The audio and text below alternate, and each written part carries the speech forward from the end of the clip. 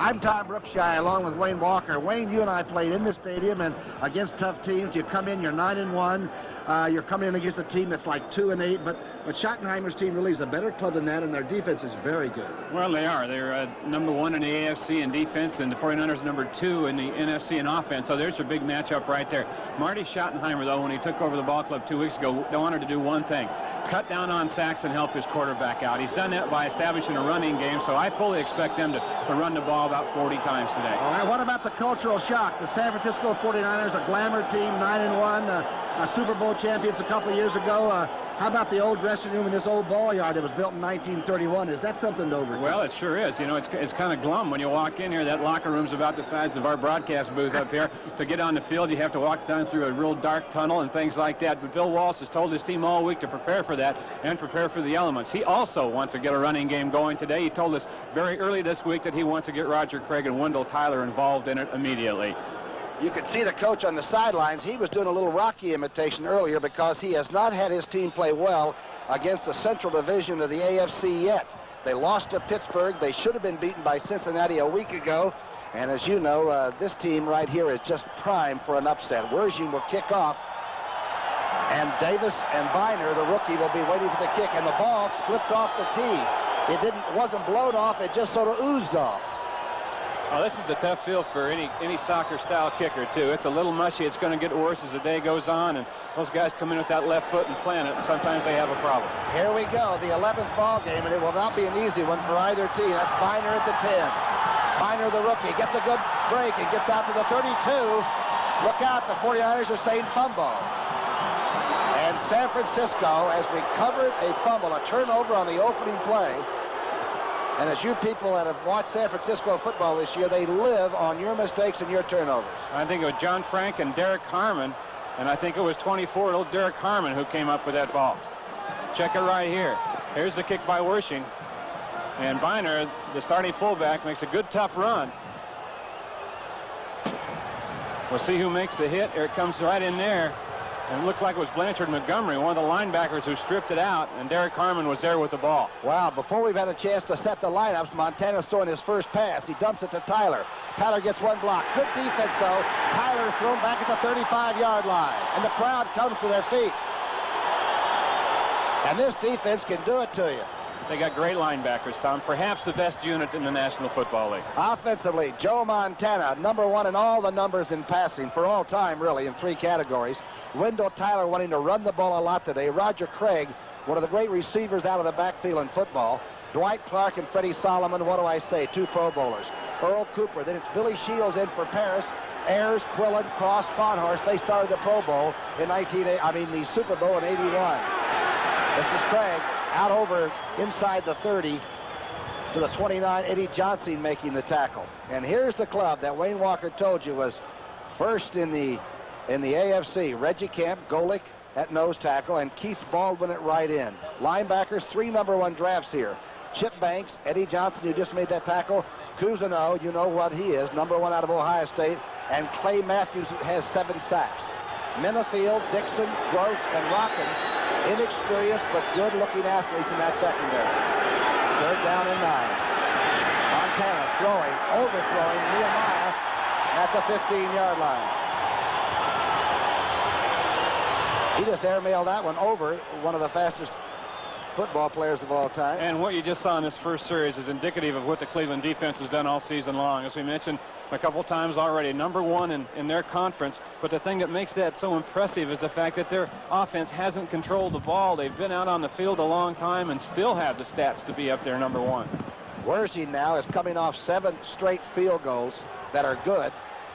He's 5 of 7 from this distance. This will be a 47-yard attempt. He drives it. Dead, solid, perfect. Through the rain, through the breeze, and through the cheering crowd for defense, Wershing made it. It's 3-0.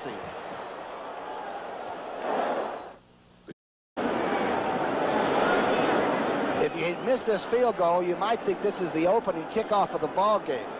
13:26 left in the first, and 49ers took that fumble on the opening kickoff, turned it into 3 points, and Wershing will now get his 2nd kickoff of the game, and it's blown off the tee again. Davis and Biner again to receive. The crowd is into this football game. They were expecting 63 or 4,000, and most of those people came even though it's sort of an off track. A credit to football in this great city. Wergin's kickoff from the 35. It's a line drive. Davis letting it bounce through and out of the end zone. He's got to touch that down. That's a live pellet. And now the Cleveland offense will get their first snap.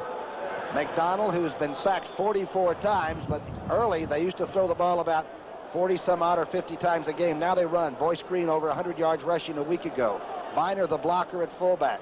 And of course Pruitt had the arthroscopic job on his knee done just this past week and is starting to run already. Uriel Harris, who used to play with Miami, is in there. And there's Newsom, one of the great receivers in all of football.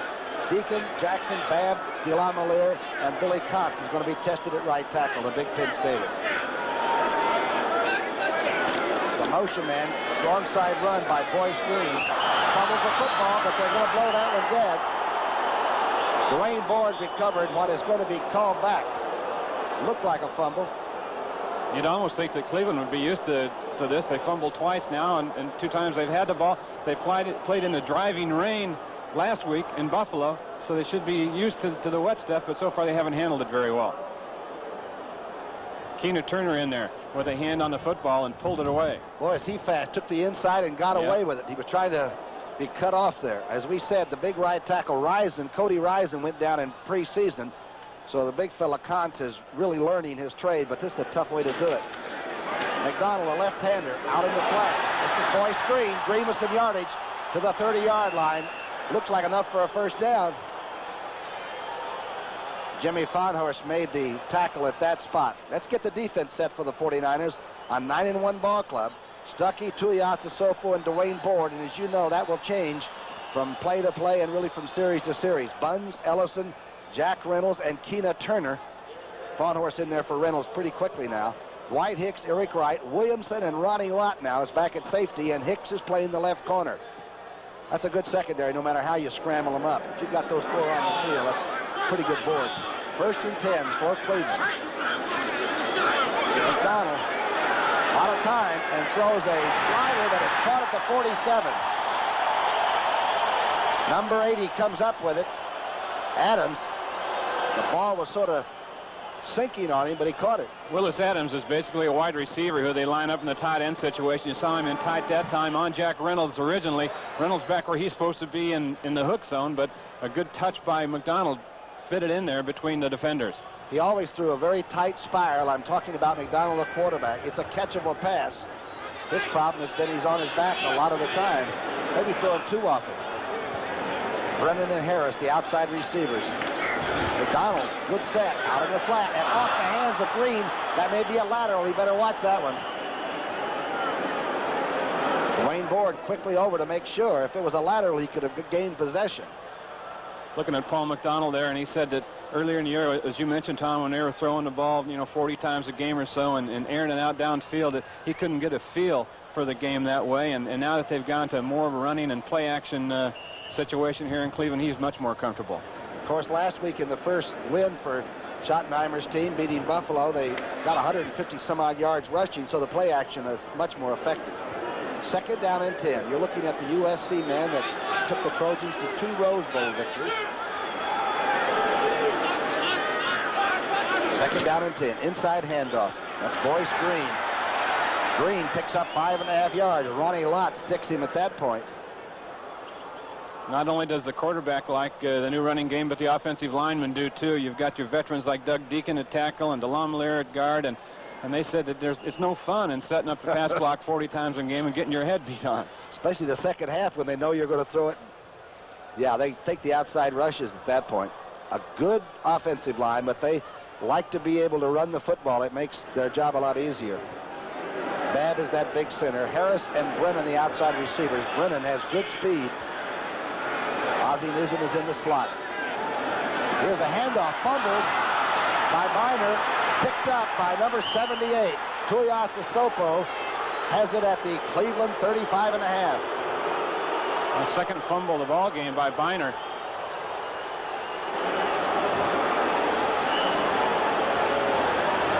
the shotgun, and the shotgun formation was just put in a couple of weeks ago by Marty Schottenheimer after he took over. Inside handoff here. He just doesn't have the handle at all on it. Now Tuiasosopo will pick it up, and watch McDonald. He's got to come over and make the stop here on a 260-pounder. Ricky Ellison was in pretty good position, too. Big turnover. That's 2, and it's 3-0 San Francisco. I tell you, playing polo is a lot tougher than it looks. Sure is. And even though the horses do the running, you still can work up a thirst.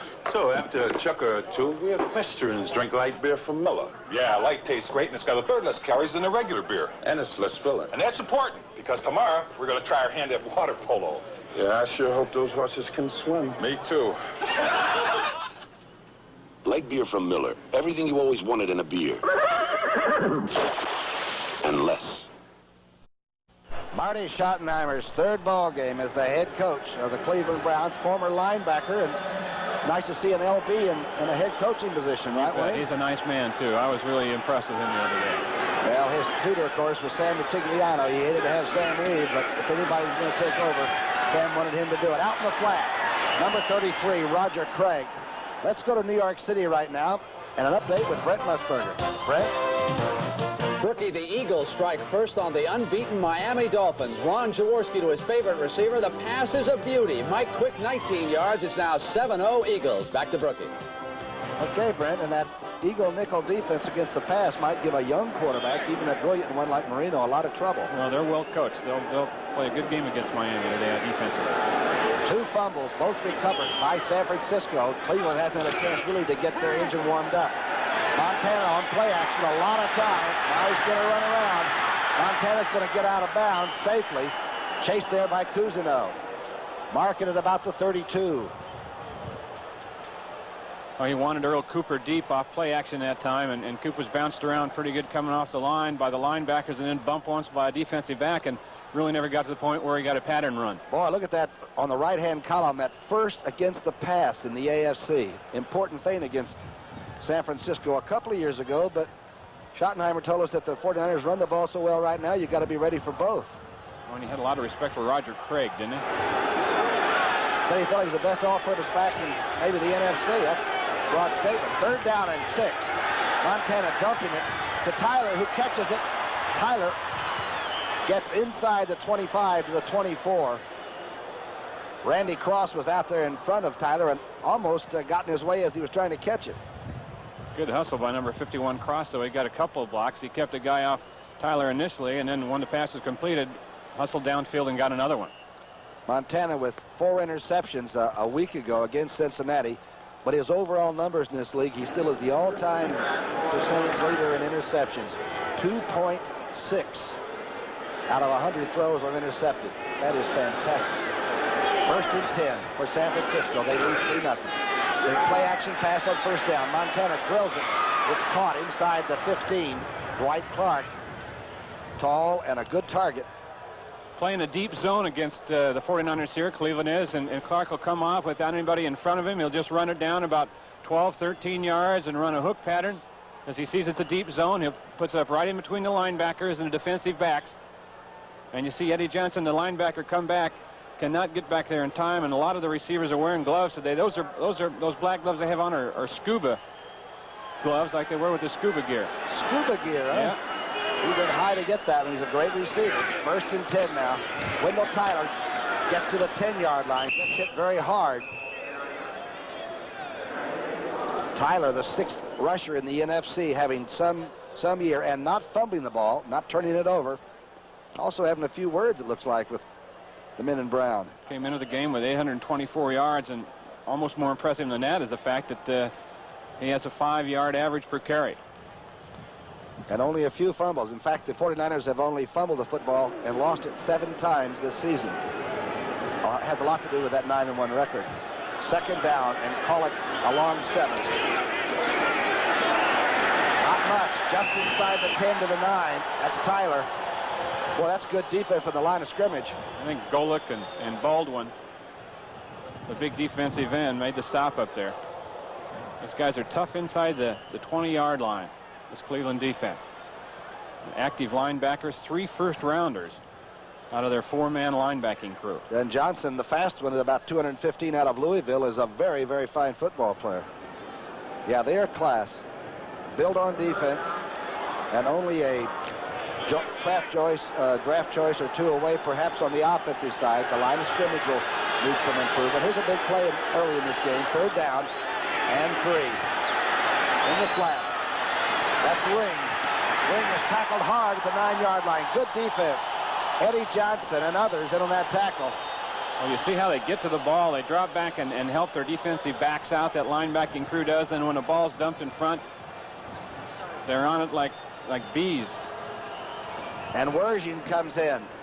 The busiest player so far for either team has been Ray Wergin. I'll tell you, he popped that first one through, and this, like I said, this is a tough field. And talking to him at practice yesterday, he said when you get on a field like this, you can't slash at it like you normally do. You have to be real Deanie, real gingerly and approach it that way. He has 8 consecutive successful field goals. Montana's hold out of a high snap was good, and Wergin keeps his record intact. But the Browns haven't given up a touchdown margin yet. San Francisco 6, Cleveland nothing. Place where he lost yardage. Tom Brookshire and Wayne Walker at Cleveland Stadium in Cleveland. It's a rainy, cold day, but look at this stat. That'll heat you up. 1 TD in the last 12 quarters. He's kept them in almost every ball game except one this year. They were blown away by Seattle, and that's really the only ball game that they have been out of. And look what it's done for them in this game. It could be 14-0 here, but we got 6-zip. Biner, the rookie, is back with Bruce Davis. Schottenheimer going with his return man that's already fumbled twice. This is Davis. Davis gets a good wedge and just short of the 23-yard line. McCall gets down quickly, and also Carl Monroe for San Francisco. Scores from other games. New Orleans 7, Atlanta nothing. That's in the first quarter. That's a Todd DeBrenner, the tight end, 37-yard TD pass. Indianapolis 3-0 over the Jets, a 44-yard field goal by Allegra. I'm not too familiar with Mr. Allegra's kicking prowess, but he's kicked one for Hersey already. 1st and 10. The ball is on the 24-yard line. McDonald is the quarterback. McDonald straight drop back out in the flat. That's Boyce Green. Doesn't get much. Give him a couple of yards. Reynolds got there early, and Keena Turner was there. And Stuckey. Reynolds will see more action if Boyce Green begins to run the football, do you think? That's exactly right. They take him out of there most of the time on passing situations, but if Cleveland starts ramming it right at the 49ers, you'll see a lot of number 64. 49ers give a lot of ground up, and they're not awesome and overpowering, but they're a darn good defensive club too. And they never beat themselves mentally. Good point. 2nd down and 6. Inside drive. That's Green. Boyce Green maybe gets a yard. Let's go to New York City now on an NFL update with Brent Musburger. Brookie, do you remember what Bart Starr would do? 4th and short and throw it to Dollar? Well, that's what Richard Todd does right here. The receiver's Hobie Brenner, and it's a touchdown for New Orleans against Atlanta. They're up by 7. Back to Brookie. Each of those teams is sort of disappointing this year. You know, Atlanta and New Orleans, I both expected a real chase in this Western Division. The Rams, the only ones that even stayed close to San Francisco. Todd and Brenner are so young they might not remember Bart Starr and Boyd Dollar.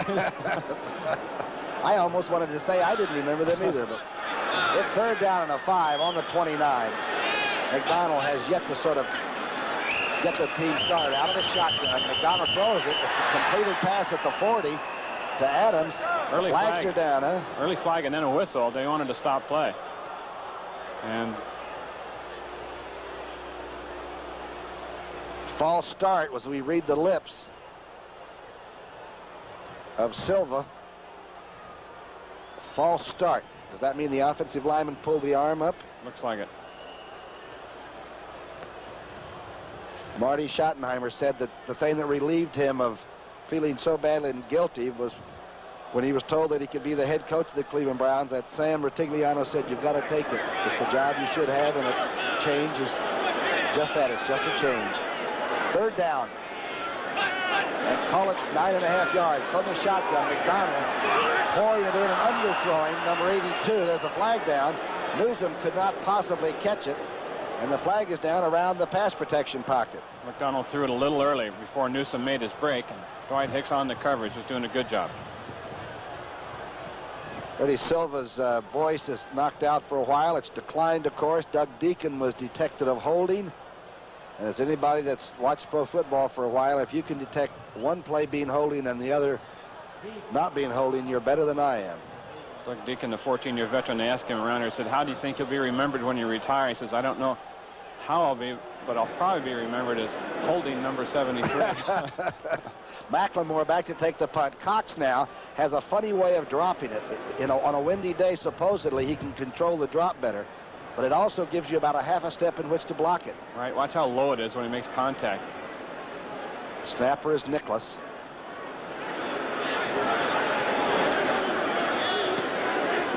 He does not get off a tremendous punt. McLemore at the 46. McLemore breaks a tackle and gets in Cleveland territory to the 47-yard line. The number 2 punt returner in the NFC, and Dana McLemore delivers once again. It's 6-0 San Francisco.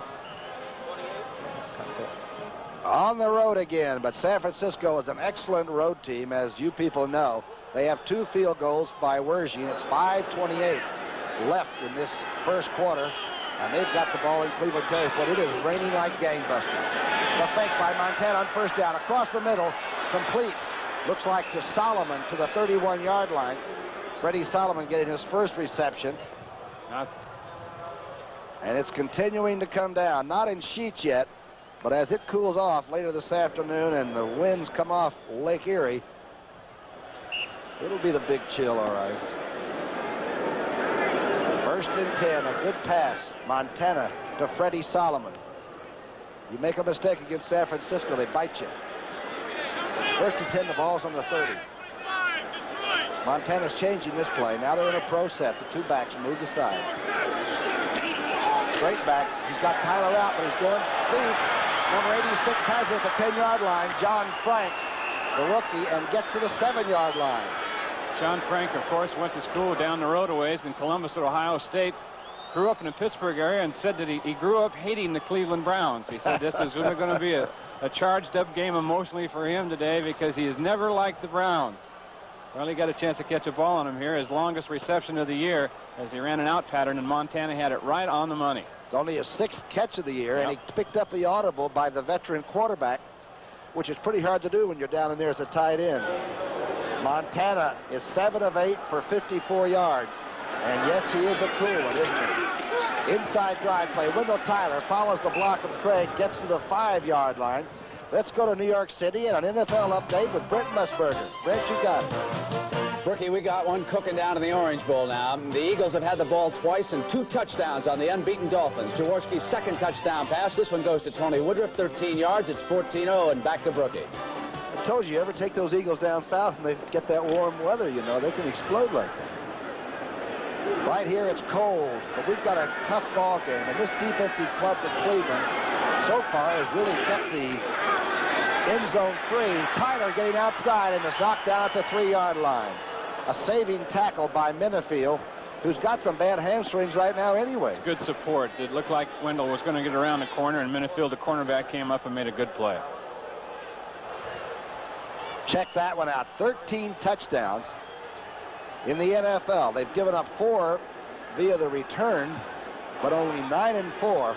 That's about as good as you can play defense in this league. They're tested right now. 3rd down and goal from the 3. Montana, play action, being raced, being chased out by Minifield, blitz. The ball is intercepted at the 5-yard line. Out to the 10 goes Chip Banks.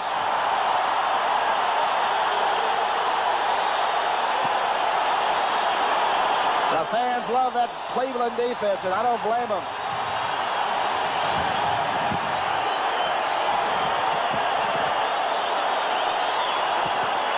It looked like Montana for a moment may pull another mini miracle here as he rolled around and bought some time and was able to get the ball off. Safety blitz right there by Minifield.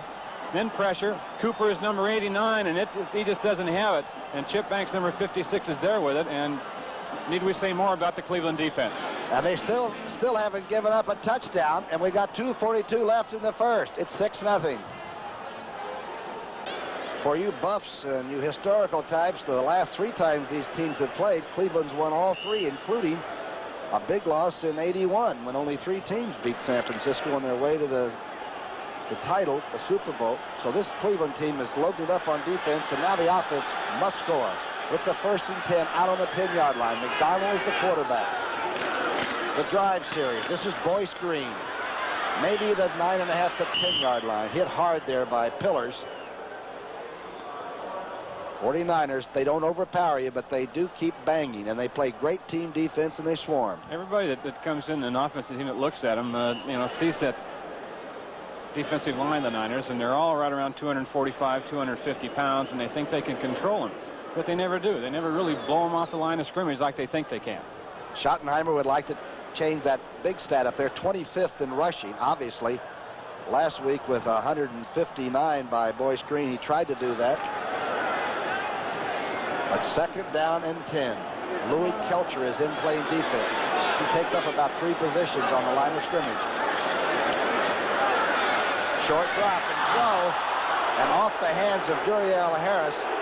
McDonald looked like he had that one on the hands, and Duriel just didn't come up with it. He did, and he had to throw it between the arms of Kelcher, who got a big push from the middle that time and was right back in his face. McDonald has been pressured and thrown down 44 times coming in.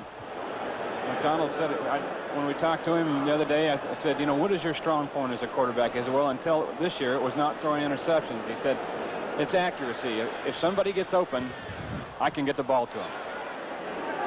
A good thrower. Under a lot of pressure, as all quarterbacks are. He's in the shotgun now. He's standing right on the 5. Duriel Harris and Brennan in there. And of course, Ozzie Newsome. McDonald looking to the left-hand side, being chased, steps up, and gets the ball to Ozzie Newsome. Newsome at the 50, knocked out of bounds at the 43 of San Francisco, and the flags are down back at the 28-yard line. Eric Wright chased the big guy and got him out. What a catch and run. Well, they move Newsome around. Sometimes he'll be in motion. Sometimes he'll line up as a slot back. Sometimes he'll line up as a wide receiver. He's out there now right in the slot about 4 or 5 yards. Right there, he makes a good move, gets away from Hicks. Carlton Williamson, number 27, has him here. He goes by him, and McDonald was very patient and had good touch on that ball to get it over the defender and get it to Newsome. And Cleveland will retain the football, and they will retain that play because the call was against the Niners. The rookie receiver, Brian Brennan from Boston College, gave him an assist downfield with a pretty good running block. And the crowd comes alive for the offense. 1:39 left in the first quarter. Cleveland in San Francisco territory for the first time. 1st and 10. That misdirection handoff to Green. Boyce Green hit hard by Lott at the 39, and I mean shocked at the 39. Well, that's one of the reasons they have Ronnie Lott in there. Perhaps the primary reason he's playing safety now is because of injuries. He had ankle, toe, knee in the course of this season. He told me yesterday that he just feels he's still now just 90%, but he does force the run so well that it's good to have him in there at safety. Dwight Hicks, of course, moved out to Ronnie Lott's corner position, and both of them are totally thrilled about it. Lott says, when I get to be 100% again, I want to go back to the corner, and Hicks says, when he gets 100%, I want him back out there. Ronnie got in on 12 tackles, played the safety a week ago, but he'll hit you no matter where he lines up. 2nd down and 6. McDonald dumping it out in the flat, and number 80 can't hang on. Adams. Looked like he might have been checking out the blocking pattern before he made the catch. Ozzie Newsome, with that great catch on the McDonald throw, has passed Paul Warfield, who's sitting right next to us in Arthur Modell's box, and moved into 3rd place on that yardage list. 5.249 for Ozzie Newsome. Ahead of him, Gary Collins. Boy, there's a great receiver. Could he run the post pattern? And Ray Renfro, who got a lot of that over me. Ozzie Newsome out of Alabama, one of the great receivers in really going to be in the NFL history before he's through. McDonald back on 3rd down and 6. The flags are down. Was the clock gone? I think so. It is continuing to rain. Not enough to where you're going to see a lot of mud, but enough to where the ball can get slick. Offense, 75. Ball start. Freddie Silva has gotten his microphone fixed, and I'm sorry to say that that is true.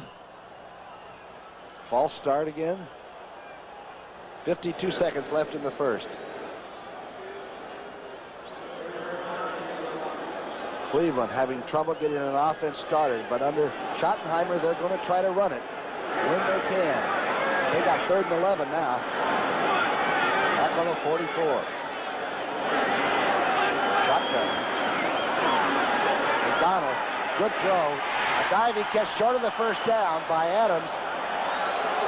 About the 34, but I don't believe he's near the sticks. They're going to have to go for it now.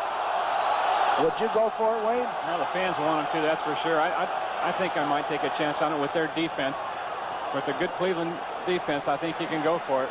And Barr's had a little trouble with that middle distance field goal anyway. Right, and I think they're going to. They're bringing a couple more tight ends into the game, and Johnny Davis, their specialty back, who used to play for the 49ers, played for him in the Super Bowl year. Number 38 is in there, and he's usually the lead blocker in the backfield. He's like a guard, isn't he? McDonald doesn't have a play or something right now. The clock's continuing to run. They may not get the play off in this first quarter. A timeout's going to be burned. Right. The clock is still running, however. Well, it's going to be the end of the quarter, Brookie, so they were just waiting for that to go down. Better than make a mistake on 4th and a yard, because the crowd right now is behind the Browns. But sometimes they get way behind you if you fail. It's 6-0 San Francisco.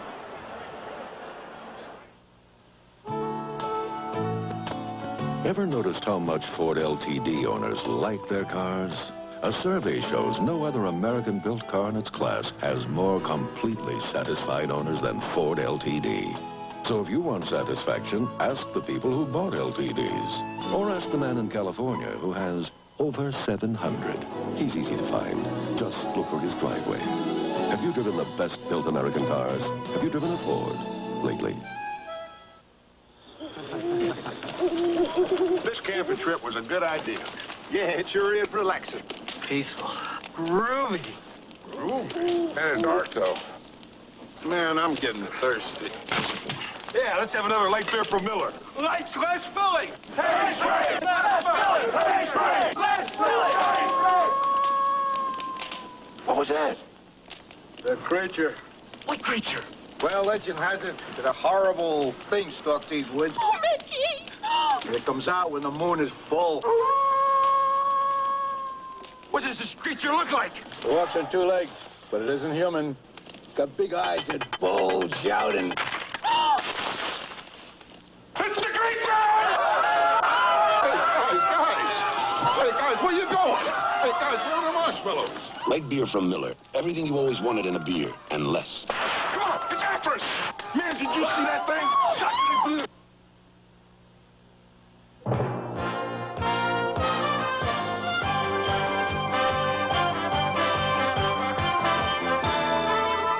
CBS Sports coverage of the National Football League is sponsored by Light Beer from Miller. Everything you've always wanted in a beer, and less. Ford and your Ford dealer. Have you driven a Ford lately? And by the American Express card. Don't leave home without it.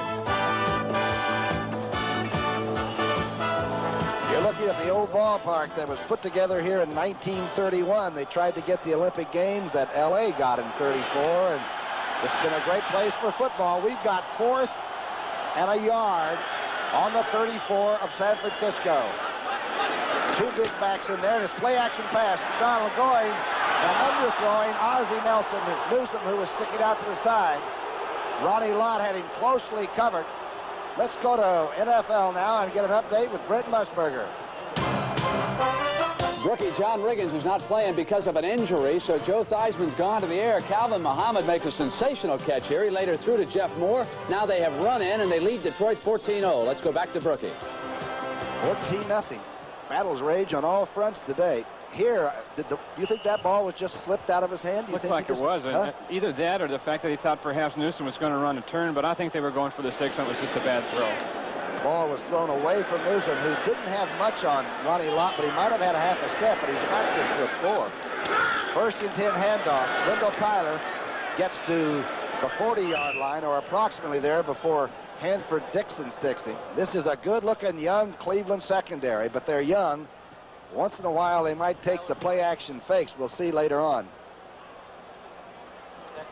Remember, coming up next, the Dallas Cowboys meet the high-flying St. Louis Cardinals in an NFC East shootout that will help get that logjam out of the Eastern Division, or the born-again monsters of the Midway Bears from Chicago take on the Rams.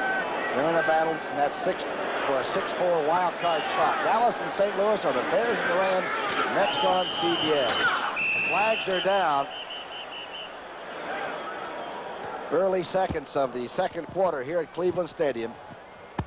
Offense, number 67. False start. Fred Silva now, as Billy Shields, getting his first start of the year, comes up quickly and too quickly at left tackle. Big number 67 there was an insurance move by the 49ers because Bubba Paris, the young left tackle, had some knee problems, and they were concerned that he might not be able to go the whole season, and that's why Shields is in there today. Bubba now has both knees that are a little bit tender, doesn't right. He? Shields is in there. It's second down now. And 9. Montana dumps it over to Tyler. Tyler is hit, grabbed and snatched around by the linebackers, and then just engulfed. Clay Matthews got him first. Man, they can inhale you when you get into that linebacking core. Clay Matthews, the right side linebacker. 7 sacks so far this season. They've got some class items there. 3 number 1s, as we told you. Clay Matthews, his father, played with the old 49ers with Tittle and Leo Nomalini in that group back in the 50s, didn't they? And his brother Bruce plays for Houston. A football family in Matthews. It's third down and 3 on the 41. Play action. Montana throwing for Cooper and overthrowing him at the 43-yard line. That's 2 that have hit Cooper's hands and gone off. Yeah, that ball was right there. Again, it's a little colder than it looks, and it is, while the rain has let up somewhat, it's just enough to get a little bit of a glaze on your hands. That's right. Coop's not wearing the gloves, as you saw. He's going bare skin. He might have to make an adjustment. Runinger's first punt. A low driver against the breeze that's going to give Cleveland pretty good field position at their own 34-yard line. Wow, 2 good defenses going here. Maybe the Cleveland offense is getting ready to warm up. In my baseball career, I was traded 9 times. But wherever I went, one thing was always the same. Everyone drank light beer from Miller. In Boston, they said the best thing about light was it's got 1/3 less calories than the regular beer. In LA, they said the best thing was light's less filling. But I think the best thing is it tastes great, right here in New York City. Ken, this isn't New York. Chicago. No. Milwaukee. Kansas City. Light beer from Miller. Everything you always wanted in a beer, and less. Utica. There's a former player, Pete Lisk, quarterback with the Eagles and the Broncos, and now has gone to the wrong side of life. He's a back judge. He's a zebra. You don't see many players want to be officials, and I think that's because they know how much abuse they take on the field.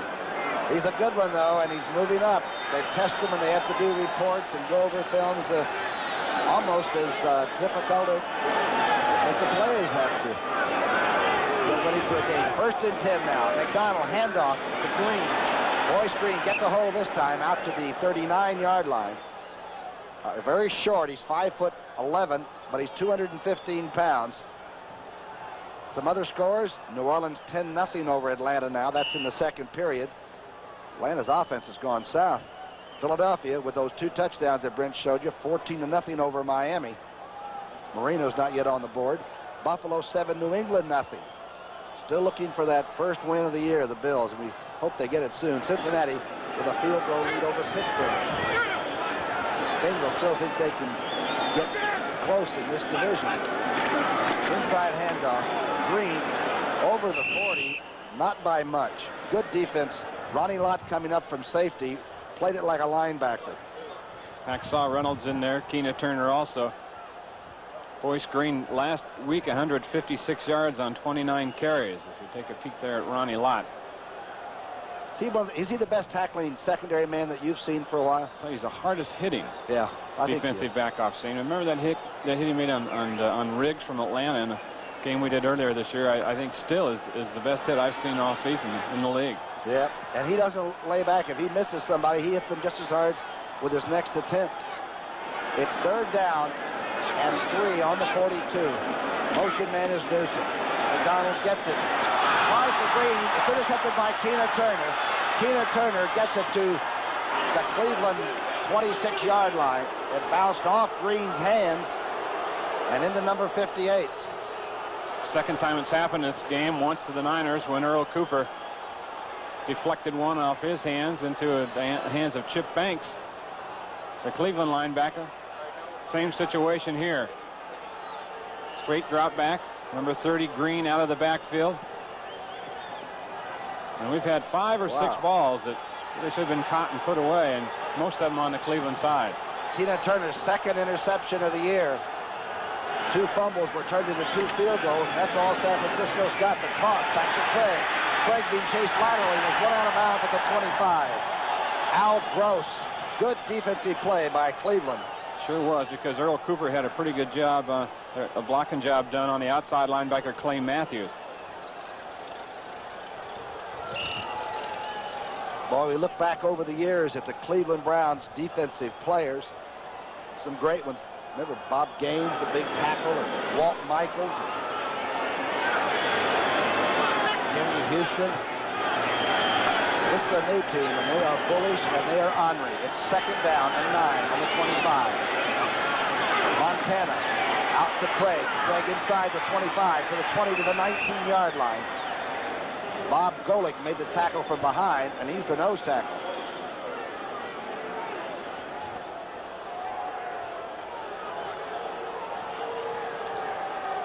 "27 turnovers resulting in 76 points for the opponents." Wow. Golick made a heck of a recovery that time. Remember, this team lost 5 consecutive games by a total of 14 points. They've played people tough, but they've lost. 3rd down and 4 on the 20. Quick handoff. Craig's going to score.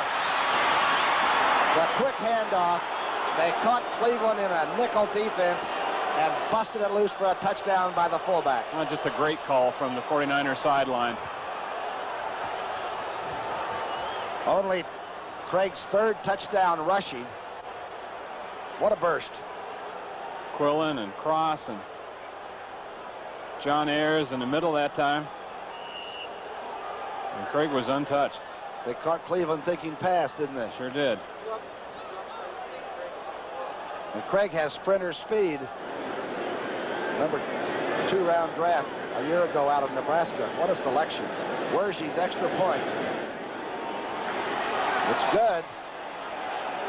That was a notch on the belt. 3rd and 4 and a touch. Take a peek at it right here, as good as you're going to see it.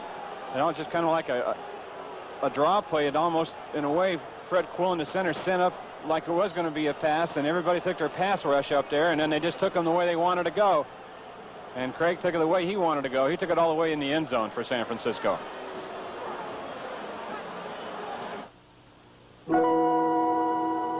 It starts with a subtle glance. The enticement of discovering something wondrously new. The Dodge Aries K.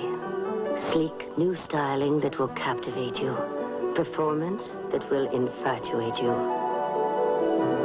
You always knew Aries for its economy and value. Now you'll love it for its beauty. AT&T is in paper, trucks, software. How? With a new program called AT&T Opportunity Calling for Business. It can help small business earn $1 credit on these and other name brand products for each $1 spent on AT&T long distance service. That's savings off the best price you can find. Our catalog is coming to your office. Look for it. AT&T Communications. We can help your business in ways you never thought of. It's Donald Duck's 50th birthday. Join host Dick Van Dyke and your Disney favorites for a fantastic celebration of a legendary American folk hero. Tuesday.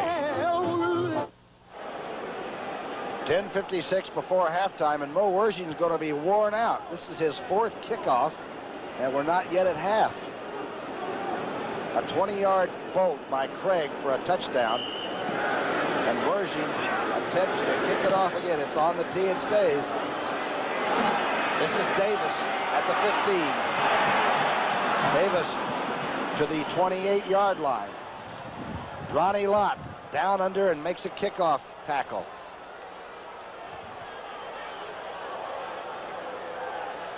A big college football doubleheader next Saturday on CBS Sports. First, Big Ten rivals Michigan and Ohio State go at it. That's at 12 o'clock Eastern time. The Buckeyes, of course, if they win, will go to the Rose Bowl. They've got their Heisman Trophy candidate Keith Byers. I can't wait to see him again. He's a great player. Then SC squares off against UCLA in Pac-10 action. Two traditional rivalries that are always exciting. A big day of college football on CBS Sports. Ohio State with a shot to go to the Rose Bowl. Got a big boost for Michigan State beating Iowa last week. Here's Royce Green making a little cut to try to get out over the 30-yard line. Ricky Ellison making the stop there. Ricky Ellison is fast becoming one of the super tackling linebackers around. And Cleveland's got a young guy in there now by the name of Bruce Davis, Brookie, on offense, number 85, who last year when he was playing in college was considered at Baylor, they're considered a fast collegiate player. When he's in there, they like to quick screen with him. He's right there, number 85, or run a reverse. So we can keep an eye out for that, and I would too if I were the 49ers. You mean he's faster than Brown with the Rams? That's what they say. No, he can't be that fast. McDonald back on play action, going outside. Adams can't hang on the outside. Let's go to New York City now and Britt Musburger for an NFL update.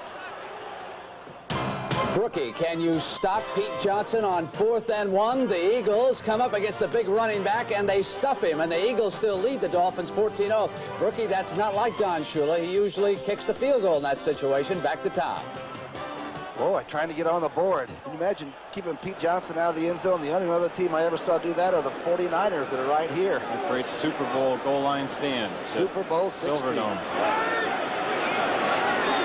The Eagles, there may not be any unbeaten teams left after today. A ripple through the league. Shotgun on 3rd down and 8. McDonald's back. He's got a lot of time this time. McDonald throws it over Brennan, who was trying to get open. Newsom had about 5 people around him. There is a flag down on the 27-yard line.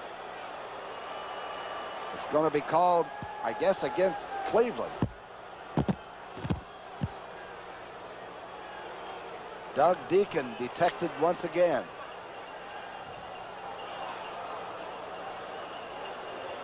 It'll bring up a 4th and 8.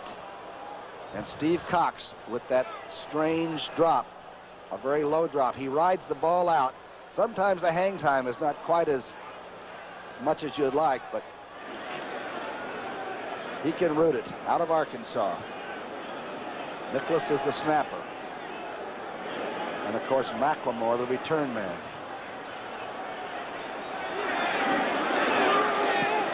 This is a good kick. McLemore at the 26-yard line. McLemore gets a block. Ooh, now he's wrapped up as bodies fly. The ball is back out to the 35, and a few skirmishes break out. You expect that in weather like this, and this is where you come to play football. If you don't show up. Dodge, announcer. Get the team with the lead, 13-0, and the ball.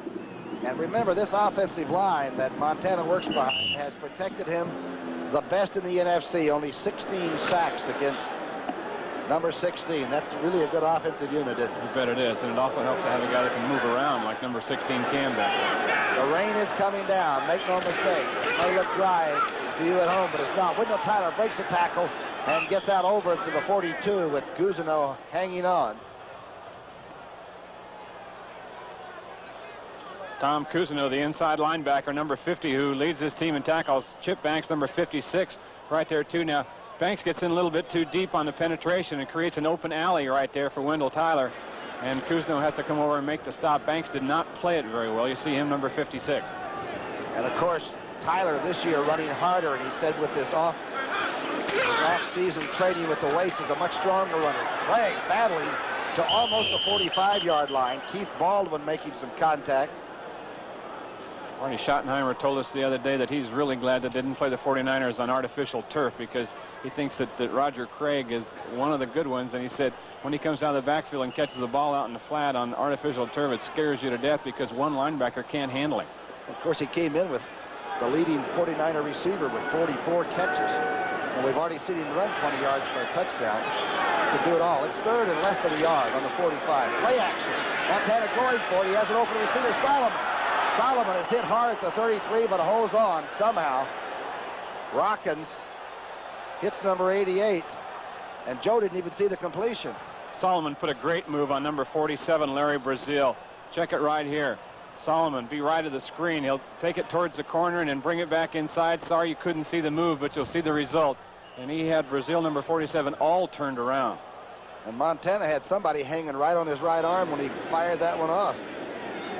Sometimes the quarterback does not see the reception. They only can tell by other people around them and a cheer or a boo or two. First and 10 as the 49ers are driving with 7:53 on the clock before half. Billy Shields coming off early. Again, he's in there for the first time as a starter. Paris getting the rest today.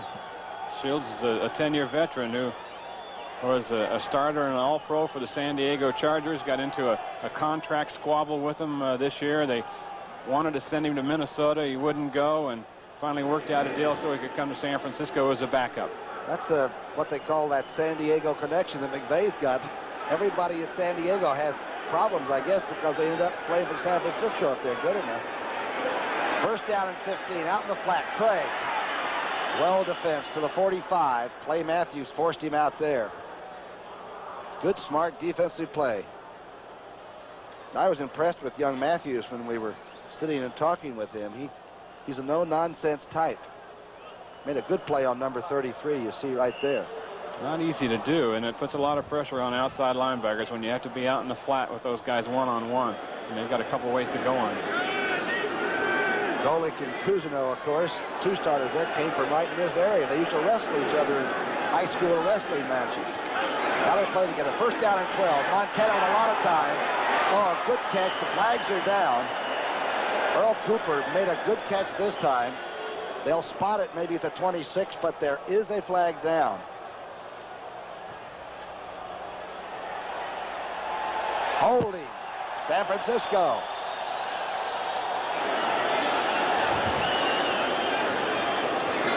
Bill Walsh right there, he said that he stressed the importance to his team to have a good game here, because there have been some times this season, and particularly with teams in this division, with Cincinnati and Houston, that his team hasn't played very well against. They haven't dominated the teams that he feels they should dominate. So all week long, he stressed the importance to them to have a good game here.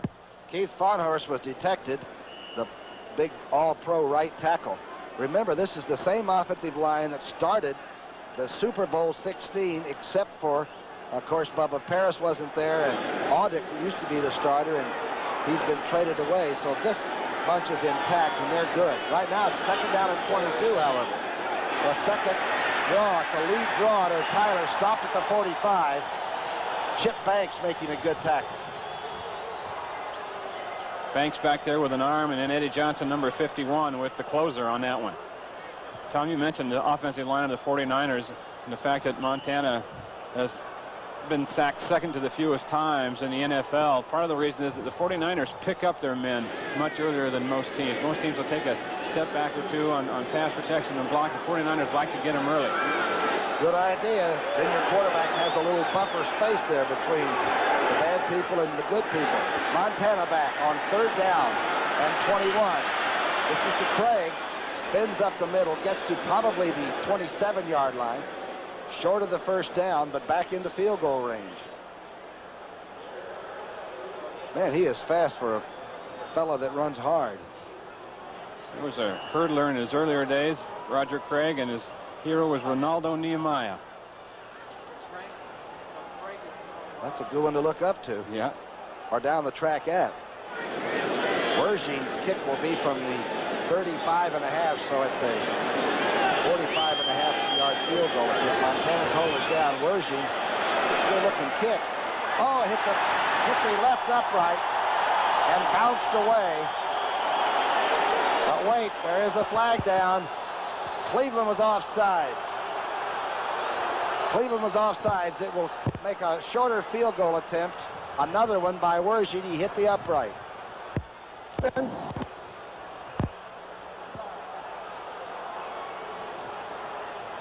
Offsides, Cleveland. The ball hit the upright, bounced away, and Mo Wershing will get another shot. It's a pretty important sequence right there, too, because with a 13-point lead, Cleveland can go ahead with 2 touchdowns in this ball game. The 49ers get an extra shot at this if they get 3 points, and then Cleveland will have to score at least 3 times to take the lead. Now the decision for San Francisco will be whether we gamble on 4th and a long yard and try to get a first down, or are we going to kick it? Here comes Tyler and Craig back on. They're going to go for it on 4th down. Well, I think you can do that when you have that kind of record. And a 13-0 lead. Right. Now the crowd, and it's a large crowd, over 60,000, calling for that Cleveland defense. 49ers are 2 for 2 so far. The toss back to Craig. Craig was going to have the first down. Is an awfully good tackle. Rockins made the tackle short of the first down. Boy, that's just good team defense. Craig spun around, didn't get the forward motion that he looked for. Wait a minute now. Yeah, I think it's going to be short. Cleveland likes it. The crowd tells you. I don't know why they had to measure. It kind of fooled me. They were over there measuring because it looked a good foot or 2 short, and it was. Walsh goes for it on 4th down. San Francisco 13, Cleveland nothing. Schottenheimer buoyed by that good defense. On 4th and a foot, Walsh's team went for it and did not get it. Would you have gone for a field goal with Wershing? No, I think I would have made that same decision. The coach did it. Play action pass. McDonald on 1st down. He stays in there and misses Newsom at midfield. He just got it off before Ellison buried the quarterback, but Newsom was open. Do they look at him enough, number 82? It seems like that's where McDonald wants to go almost every play, and you really can't blame him. I've seen people try every way possible to double him with a linebacker on his nose and then a safety man inside outside with 2 safety people, and he beats them all. Well, he's getting some special attention in this game also because George Seifert, the 49er defensive coach, said with Kellen Winslow out right now with an injury that Newsom is the best tight end in the National Football League. Seifert said that, huh? Yep. See, the thing is, Newsom can slip inside in the slot and beat people in there, too. He's got speed. 2nd down and 10. McDonald back again. Being rushed, gets it out in the flat to Green. Green is hit hard at the 27-yard line. There is a flag down on the 34.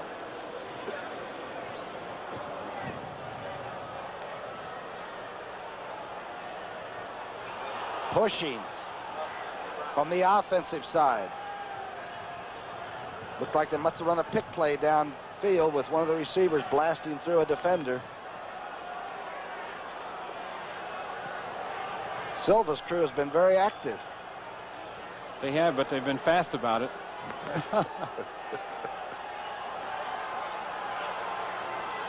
It'll bring up 2nd and a bunch from the 19-yard line. The rain is still coming down. That ball is treacherous. And you certainly don't want to turn it over to this San Francisco team deep in your own territory because they jump on it. 2nd down and 20. The ball is on the 14-yard line. Shotgun by McDonald. He's got a time. Now the arms come up, but he overthrows Biner at the 35-yard line. Let's go to New York City and an update with Brent Musburger. Rookie, the Washington Redskins score again. Otis Wansley, his 2nd touchdown of the day. But what's important here is the Redskins lead 21-0, and it means that John Riggins can take the whole day off. That's important for Coach Joe Gibbs. Let's go back to Brookie. Afraid Detroit might have left their season in that overtime tie with the Eagles a week ago, Wayne. Well, I think so. They're a lot like Cleveland. They've lost a lot of close ball games. And their coach is under not only a lot of fire, but extreme heat right now, Monty Clark. It's 3rd down and 20. McDonald still in the shotgun. He's got to be careful now. The nickel is in there. McDonald trying to read it. Being dropped, and he fumbles the football. And I believe Cleveland maintained possession on the 10-yard line. Doug Deacon fell on it, the big tackle. Pretty good job downfield, though, by that 49er secondary this time. McDonald with good patience, and he's not throwing that ball. That was just stripped out of there.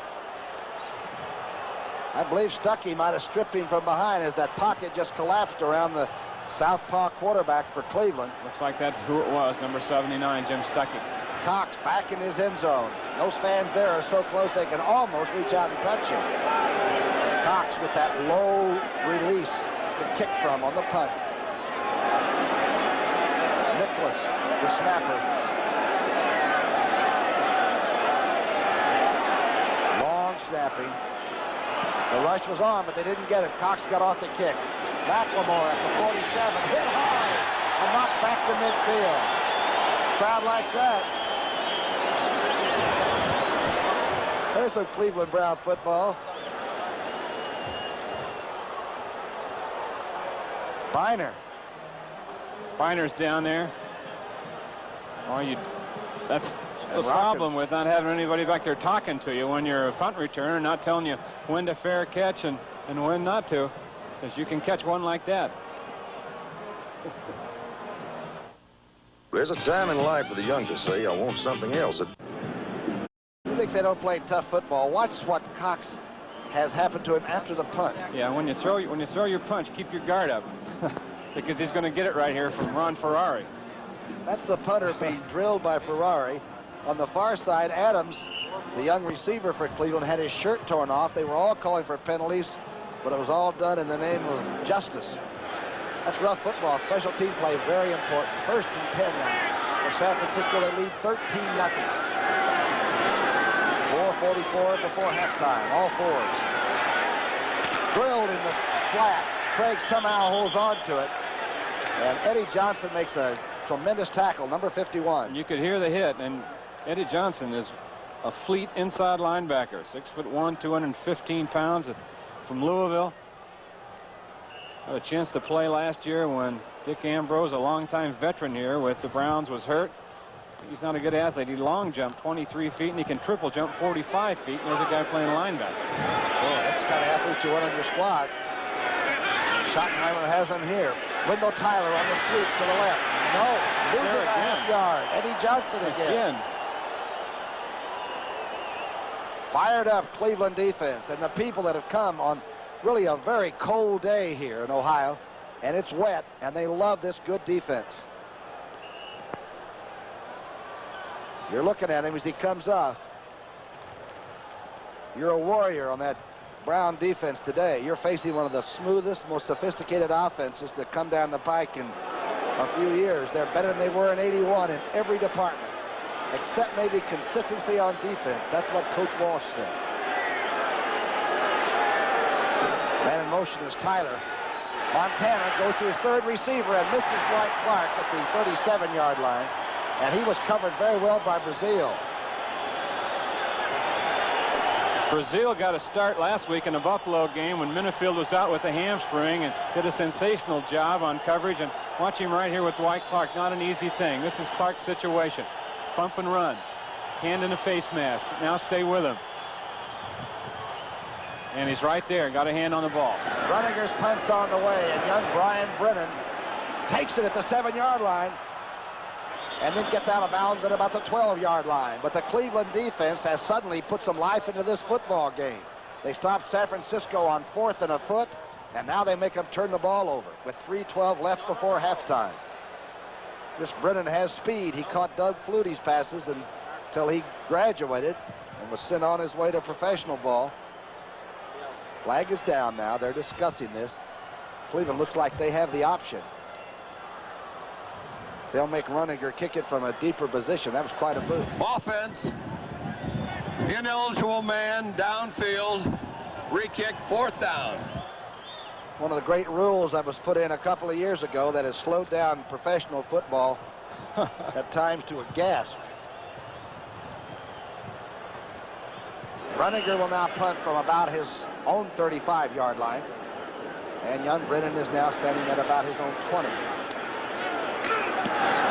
Oh, my goodness. Oh, yes, there's one that's going to go on into the end zone. It'll come out to the 20-yard line. And so Cleveland takes advantage of the penalty and has the ball First and 10 from the 20 with 3 minutes left before halftime.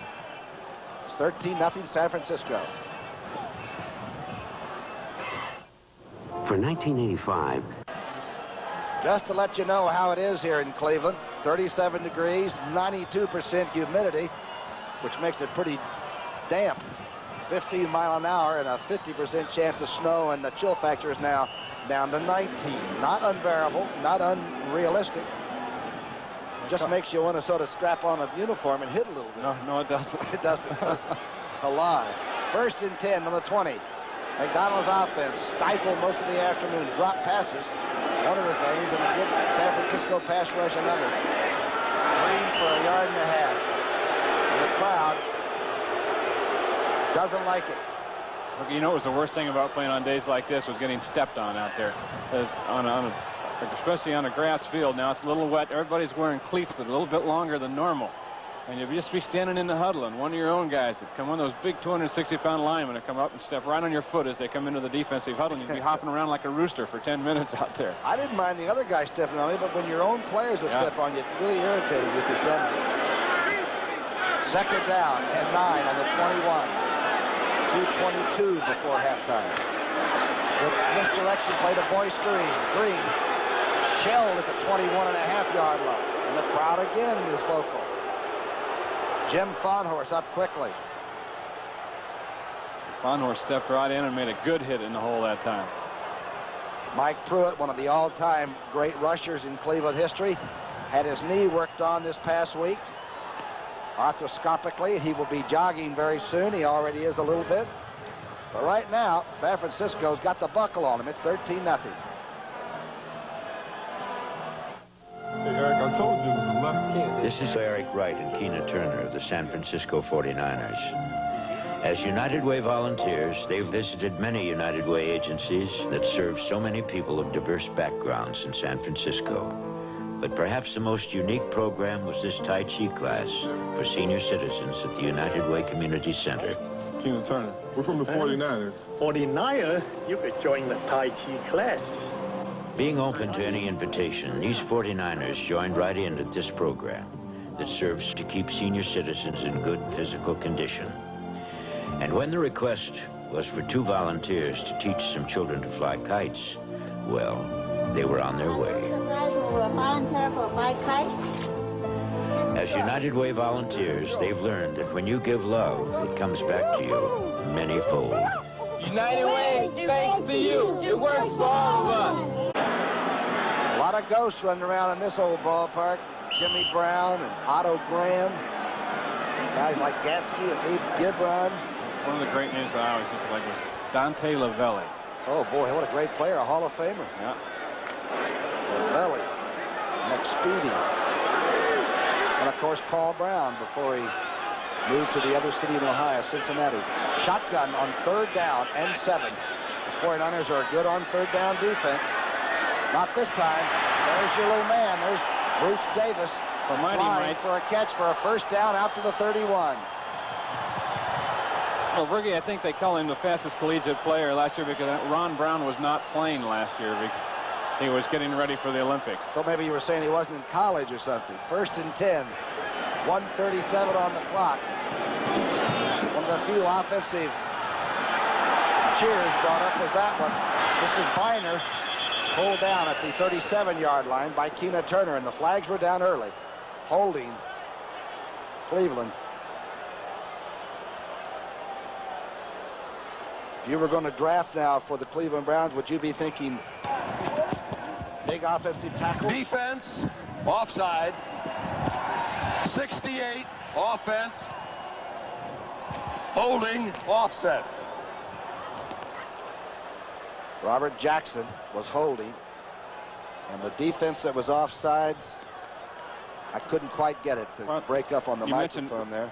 Drafting for Cleveland, I would think that they'd like to get a dominating person in the defensive line, and I think they'd like to get perhaps more speed at wide receiver. You mean Freilich, the Freilich Bowl? Houston can't use any more big linemen. Yeah. And Buffalo may not take a tackle. Freilich might be available for Cleveland. He might go first, though. That's right. 1st down and 10. They're fumbled by McDonald on the shotgun snap. And he did not recover it. They're battling for it, and I believe San Francisco came up with it on the 25. McDonald almost got wiped out trying to recover his own fumble. Mario Clark made the recovery.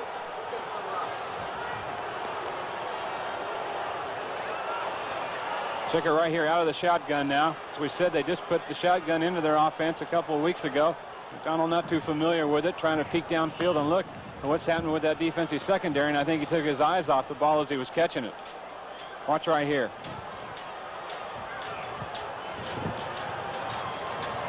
A tendency to look downfield too much maybe for that vision. And you know how the 49ers like to strike right before halftime or the end of a game. Montana rolling, finding Solomon on the sideline. They're going to call it no good, but the official said yes. How does Solomon get his feet back in bounds all the time? Well, he's done that. He's made a couple of sensational catches the last 2 weeks. He made one against the Rams in Anaheim a couple of weeks ago in the back of the end zone. He caught one last week against Cincinnati for the game winner. And watch, he's just sitting right down on the sideline here. Tremendous control of the lower extremities. He acts just like it's part of the game. What a player, what a gamer he is. He comes to play, particularly in bad weather or something. That's when Freddie Solomon will shine. Montana back on 2nd down and 6. Being chased out. Now throws it to the sideline. Tyler has the football and he's out of bounds. Wendell just stepped out. In Montana, amazing though. I mean, that is just an amazing throw. Going to the left, almost full speed because he had a linebacker right on him. Everyone on the defense team say that that's the thing they worry about most when they lose containment on him and he gets outside and he's improvising. And they say the key to it is that he really never takes the football down. He's ready to throw it at all times. Watch this. Look at, he still got it up there, still got it up there. Floats it out there. And it's right on the money. Keep going Tyler forward. could get him down, but he didn't. And the reason was Cousineau was breathing right down Wendell Tyler's shoulder pads. 3rd down and 6, a 13-0 lead. But it hasn't been comfortable, not yet. Craig inside the 20 to the 19. It's going to be short of the 1st down from up here at least. Eddie Johnson making about his 6th tackle of the day already. Interesting decision here now. If it's 4th and short, he didn't go for it one other time. Will he try to get to 3 here? Cleveland has certainly shown us the defense. They are young and they are nasty and they like to bang people. They've been out there a lot today on the field and have held up very well. Wershing comes on. You see Freddie Solomon and the offensive receivers going off. Montana will hold it at the 27-yard line, a 37-yard attempt. This last attempt hit the right upright. He hooked this one. He hooked it. He missed the upright, and he hooked it dead left. Brookie, I tell you, that doesn't surprise me because these off-fields are extremely tough on soccer-style kickers. Watch right here at the angle he comes in, and watch when he has to plant that left leg. You see the angle on it. And they just have to be careful, and so careful perhaps that they're not going through there with their normal stroke. Wershing came in with 7 for 7. Hit a couple now, has missed 2. One that did count and one that didn't. And this is the man they call a machine. Cleveland defense has kept this stadium alive, really. And all you have to do is make a big mistake and let them get a touchdown, and the Browns are back in this football game. McDonald on 1st and 10 from the 20. 28 seconds on the clock before half. Boyce Green. 3 or 4. People want to see some 50-yard passes thrown, but very carefully if it's against a team the quality of San Francisco. That'll be the last play of the first half.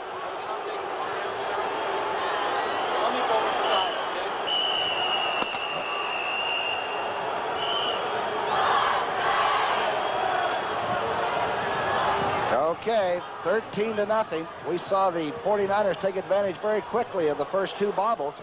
Well, we did, and it surprised me a little bit that the 49ers came out and threw as much as they did right off the bat. I think that that Bill Walsh saw that the weather conditions here were going to deteriorate a little bit, although it stopped raining right now, and if they were going to be able to throw the ball, they wanted to do it early. Two field goals and a touchdown burst by Craig, and it's 13-0 San Francisco at the half.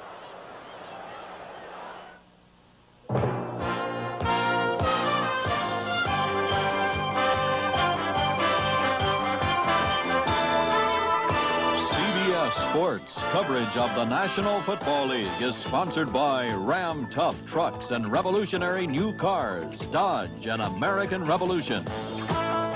ITT, which believes the best ideas are the ideas that help people. And by Sears, where you'll find great values. There's more for your life at Sears.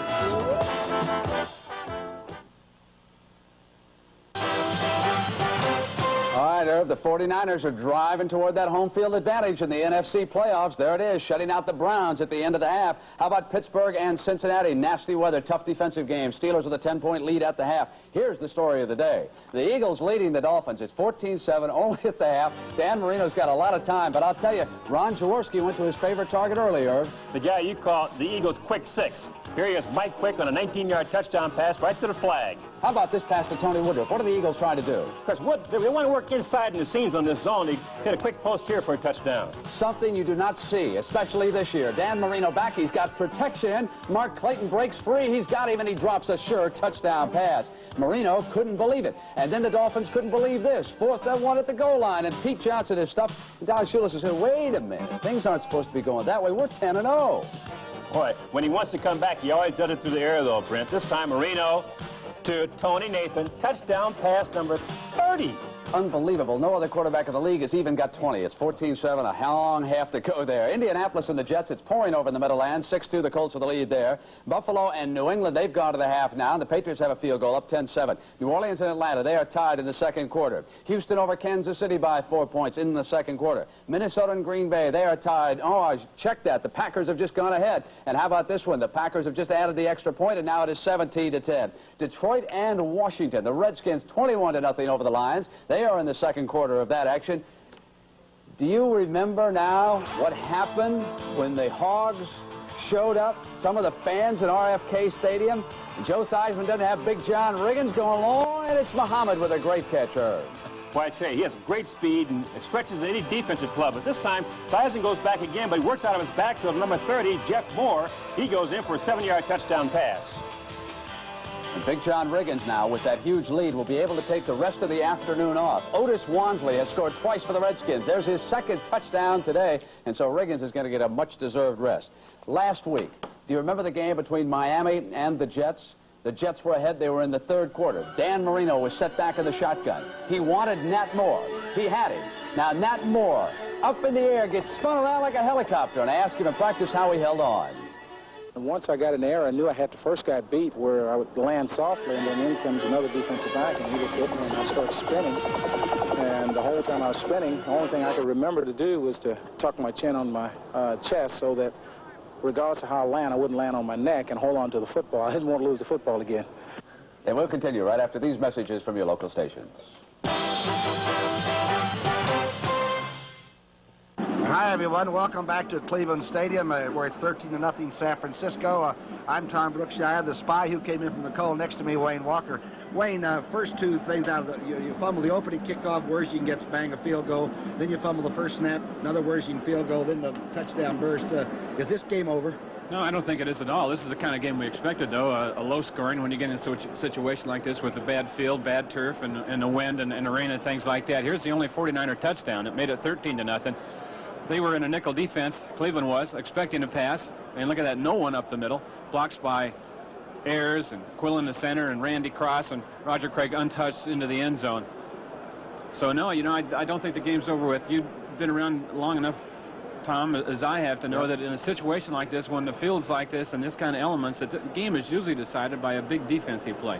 One of these two teams are going to pick up a fumble and run it in, or intercept your pass and run it back, and that's going to be the difference. And you know, the thing is, I keep underestimating the San Francisco defense. They just don't make many mistakes, and they do come all over you, don't they? Well, you know, we've lauded the Cleveland defense a lot today, and well, it should be, because they've had the most pressure on them, but there's still a 0 on the board for Cleveland, so San Francisco's doing something.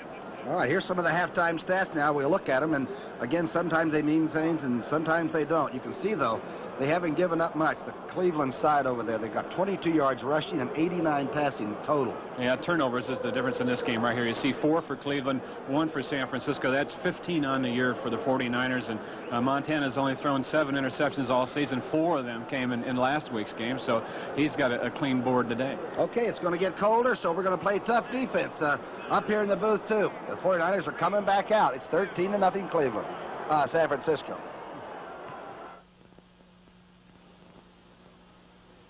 Well, moms and dads the world around give their kids the same old sound. Got to go to school, be a big success. They wouldn't settle for anything less. Now they've learned whatever you seek, you'll help yourself to reach your peak. In the Army, Navy, Air Force, Marines. Need a trade? Looking for a skill? They have hundreds to fit the bill. In the Army, Navy, Air Force, Marines. Want more school? Don't have the bread. They'll help pay to get you ahead. Talking Army, Navy, Air Force, Marines. Mom and Dad, they'll want to shout. He's made it big, there's no doubt. Thanks, Army, Navy, Air Force, Marines. It's a great place to start. AT&T is in paper, trucks, software. How? With a new program called AT&T Opportunity Calling for Business. It can help small business earn $1's credit on these and other name brand products for each $1 spent on AT&T long distance service. That's savings off the best price you can find. Our catalog is coming to your office. Look for it.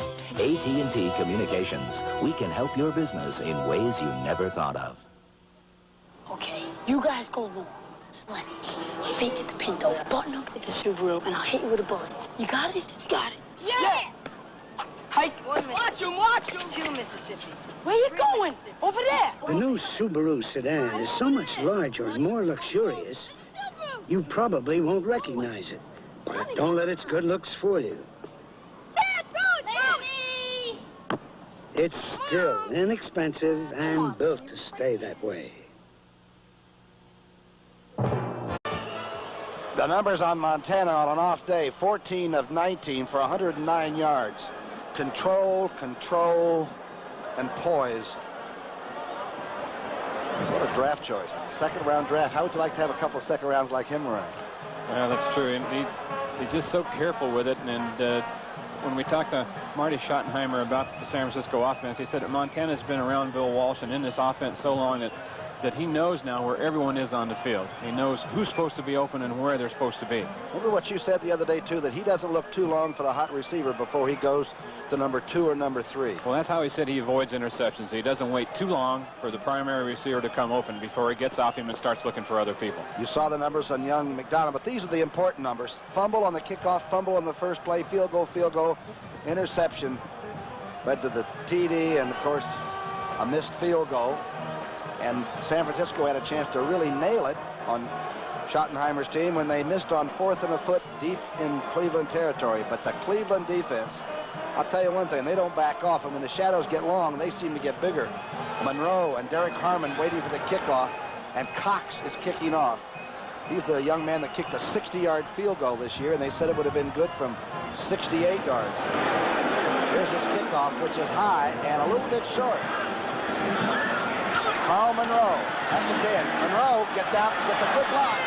Monroe still on his feet. The 40 to the far sidelines into Cleveland territory of the 45-yard line.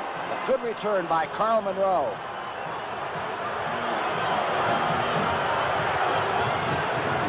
Just a great run right here by number 32, Carl Monroe. And as we've mentioned so many times on these telecasts, when we do the 49ers, everyone seems to contribute on this team.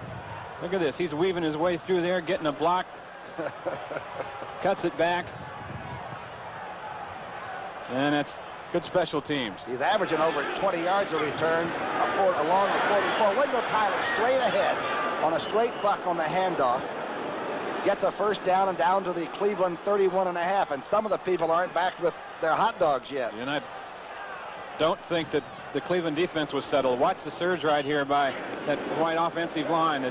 Offensive line in white. Look at the push they got off the ball right there, and Wendell Tyler stayed so low he was through that seam before they knew it. Did you notice San Francisco came out and started warming up a lot more hurriedly, it looked like, than the Cleveland Browns, even though they were up by 13 points. The misdirection play, Craig a little late getting there and gets hit hard at the 31-yard line by Eddie Johnson.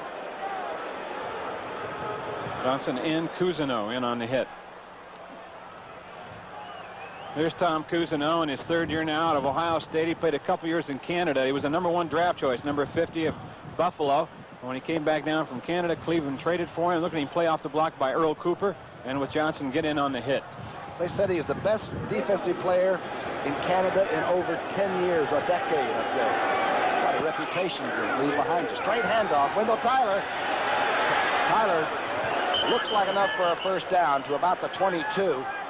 Cousineau and Gross teaming up to stop number 26. They're those #1 choices we told you. Matthews first, then Cousineau, and of course Banks, a massive linebacker that's playing so well and learning, and Johnson, the 7th round choice out of Louisville, is playing the outside as well as anybody. Well, I was saying that he might be having the best day of all 4 of them right now, Eddie Johnson. It's going to be short of the first down by about a yard. 3rd and 1. The short yardage offense is in there. A timeout is being burned by San Francisco as Montana wants to get something straight.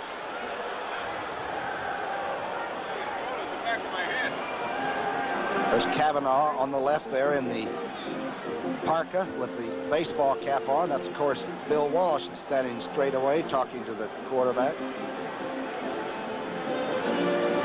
Don't forget, the next week on the NFL, it all starts with the NFL Today at 12:30 Eastern and Pacific time. Then those of you in the West Coast will see the 49ers take on Tampa Bay. Those of you in the Mountain Time Zone will see AFC Western Division leaders, the Broncos, against the Minnesota Vikings. The St. Louis Cardinals will air it out against the Giants in that NFC East scramble, or the Packers will meet the Rams, who are battling 4 other 6-4 teams for a wild card spot. That's incredible. That's also NFL football next Sunday here on CBS. We will be in the city by the bay to watch the Buccaneers come in to play San Francisco. Right now, Cleveland's got their hands full. 3rd down and 1.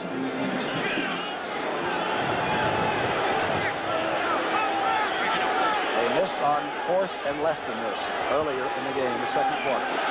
Straight handoff, Craig. Didn't get much, but he got to the 20-yard line. Forward surge.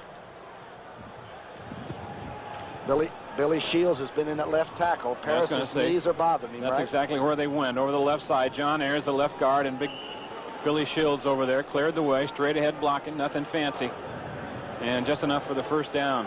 Craig now 8 carries for 41 yards, and Wendell Tyler 10 for 43 in the San Francisco offense. A big one, 1st and 10 now on the 21-yard line. We're in the opening moments of the 3rd quarter. San Francisco is off and running. Fumbled by Wendell Tyler and recovered at the 7-yard line. A scramble there. Wendell just lost the handle on that one. Cousineau stripped him. No, Cousineau came up with the ball. Chip Banks stripped him. I think you're right. I think it was Banks, number 56, who long-armed him and got the ball out of there. Ball went forward. It was about a 12-yard forward fumble. Really looked like the 49ers had something going here. Off-tackle misdirection play, and Wendell kind of improvising here. Watch Banks, number 56, spike that ball out of there. That was an intended spike by Banks as he came around from behind. And one of the few guys in the league can do. Watch number 56. He's about 6'4", 6'5". See him swing that arm around and punch that ball out. Biggest set of shoulder pads in Cleveland Brown history. And Banks has them on. And Cleveland has the football.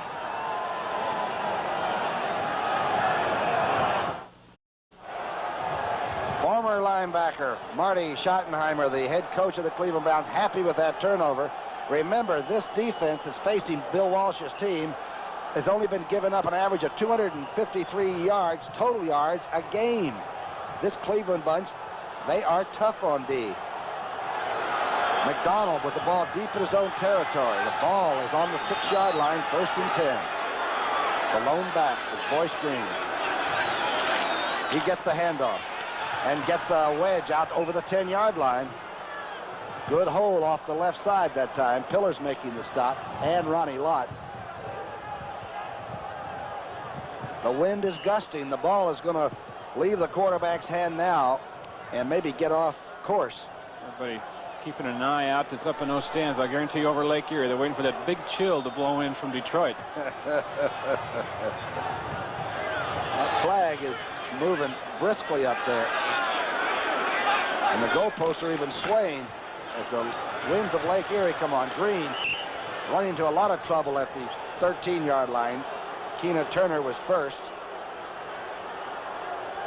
You know, Tom, when we talked to Marty Schottenheimer the other day, he said that he wanted to credit Sam Rutigliano and Art Modell for bringing a lot of quality people in and on this ball club, because they have continued to try. And he said there's nothing worse, and it is the truth, to lose a lot of games like they have by very few points. Those are just confidence killers. And he said these guys have practiced hard, worked out hard, and as you mentioned before in this telecast, they're just one or two guys away with that defense of theirs from being a factor, especially in the division they're in. Remember, Schottenheimer's first game was the New Orleans game, and they lost it at the buzzer with a 53-yard field goal. Right.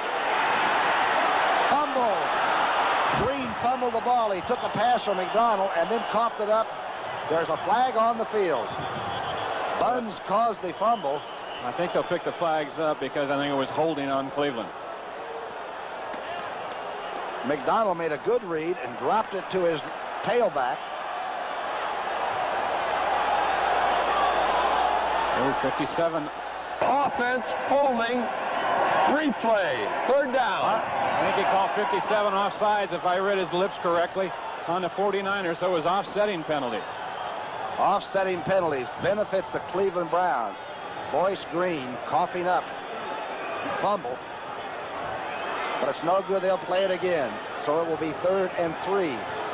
Well, we mentioned at halftime that games like this are usually decided by a defense fumble recovery, running back for a touchdown. We've had 2 fumbles already here. And the 49ers can ill afford to let the Browns get off and get a march going and get out of this hole they're in right now. Large play, 3rd down and 3, 10:42 left in this 3rd period. Shotgun, McDonald back in the formation he doesn't particularly like all the time. Adams can't hang on at the 23-yard line. Can't throw it much better than that. That ball was there. He's had several dropped on him today. And if McDonald hadn't have thrown it out in front, that ball would have been intercepted. The linebackers had gotten perfect drops. McDonald, as you look at him right there, said the only thing that he feels he really has to improve on is moving around a little bit in the pocket. He says, I'll never be a Montana, but I need to move a little bit and be just a little bit more active back there. He said, some people say that I run like I'm in wet cement, which I thought was rather a descriptive phrase. I wish I'd have come up with it. Cox is back in the end zone. About 1.5 yards deep. Will the 49ers come and try to block it? Wind is blowing. It's really coming off the lake now. They beat to his back. Well, that ball doesn't go like it's got a tailwind. Into San Francisco territory. McLemore watches it. San Francisco will have the ball at the 47. The crowd humming just a little bit, figuring they had gotten a reprieve when the fumble was not counted. Still 13-0, San Francisco.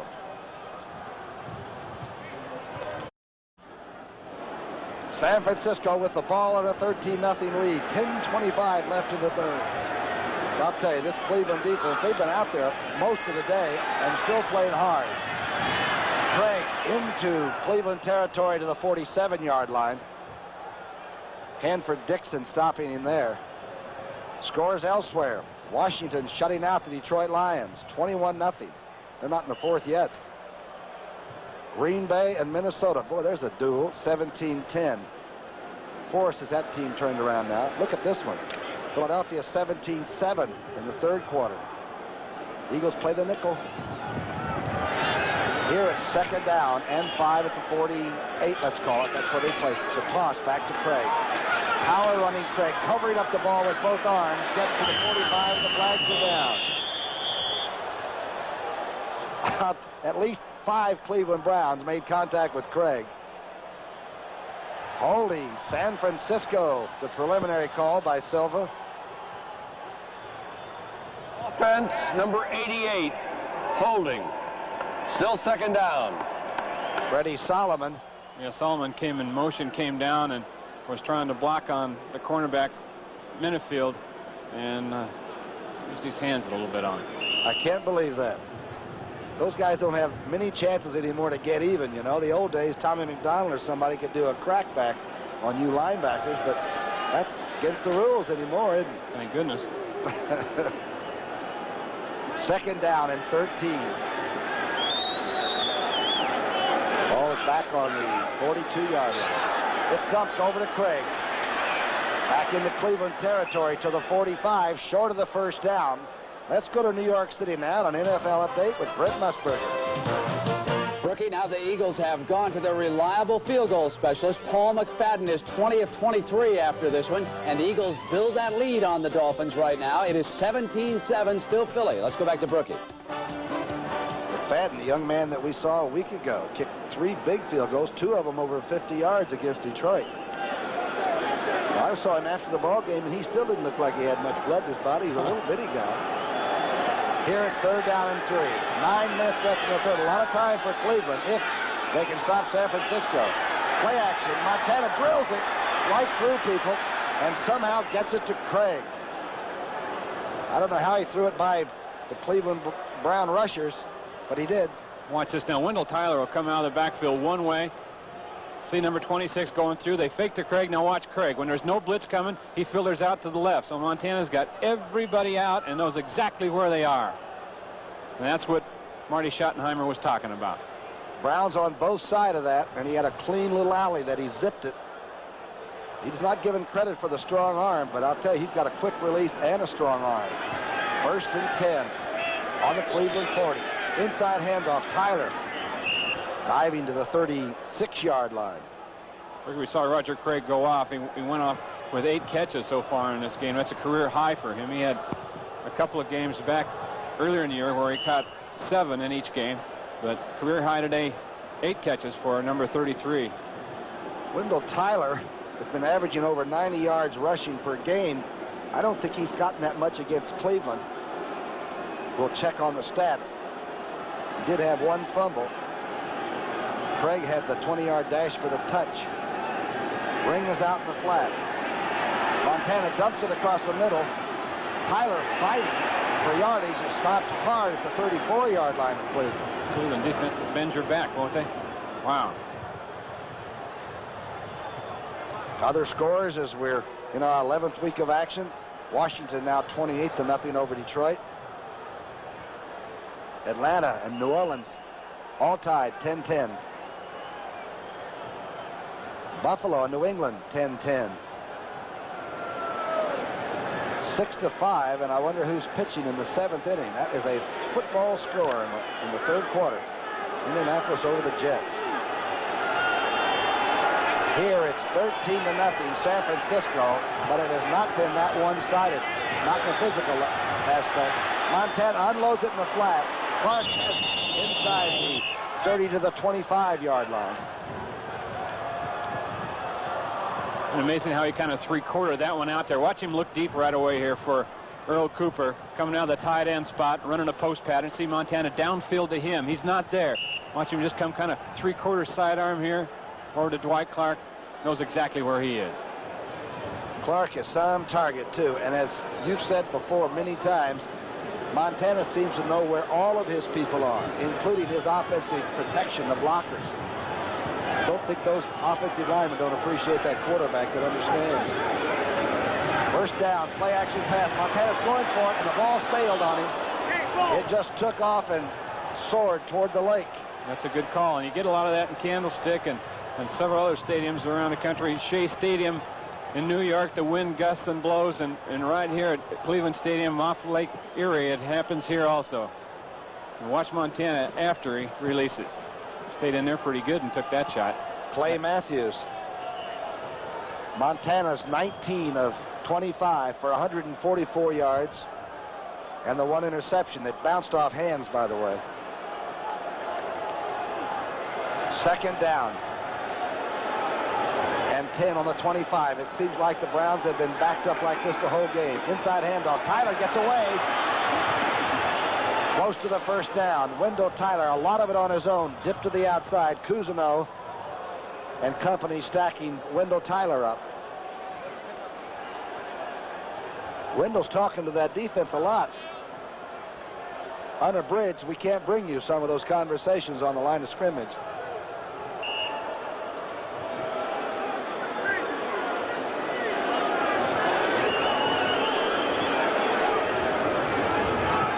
.6:09 left in the third period. A game that is not out of reach.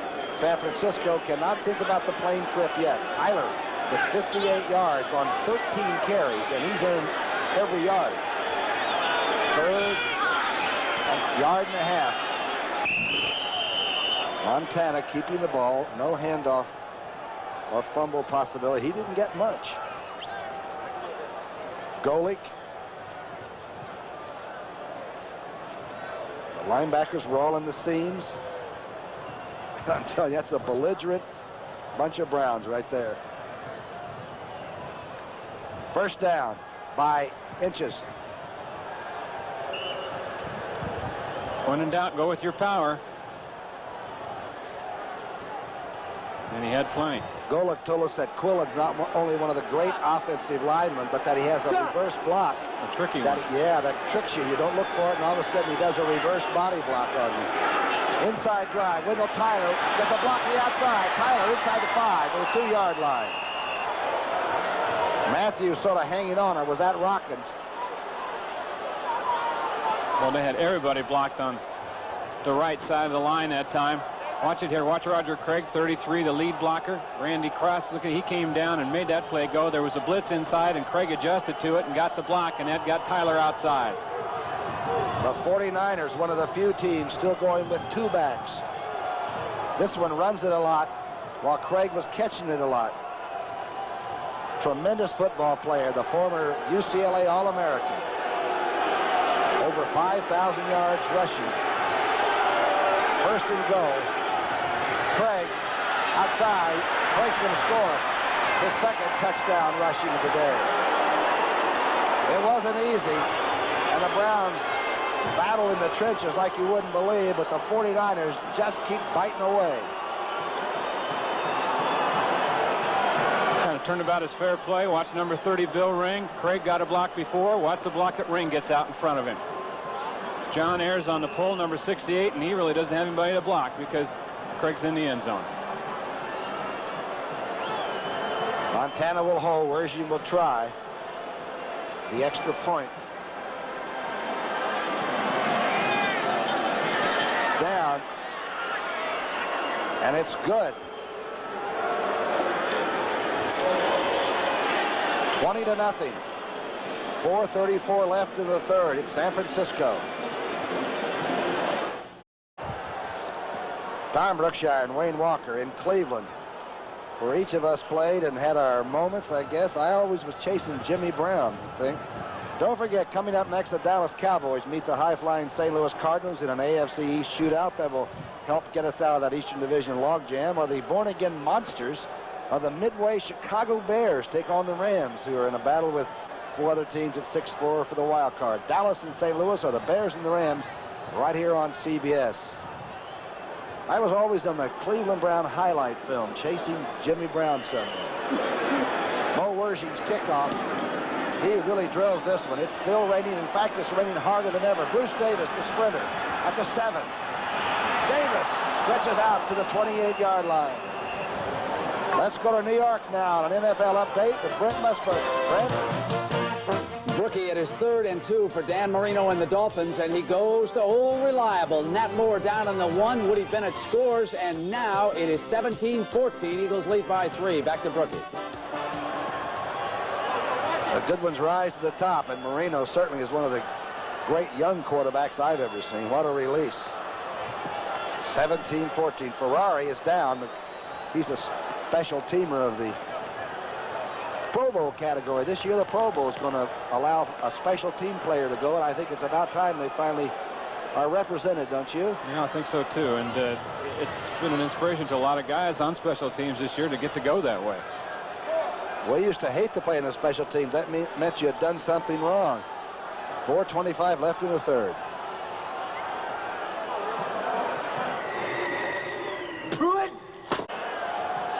Ron Ferrari, the young man out of Illinois, the great special teams player, was assisted off, and he's been administered to, and he'll have the best possible attention from the medical corps for San Francisco. A lot of bodies are flying around. I think one of his own men may have rolled into him. 1st and 10 now for McDonald. His 7th completion of the day goes to Biner.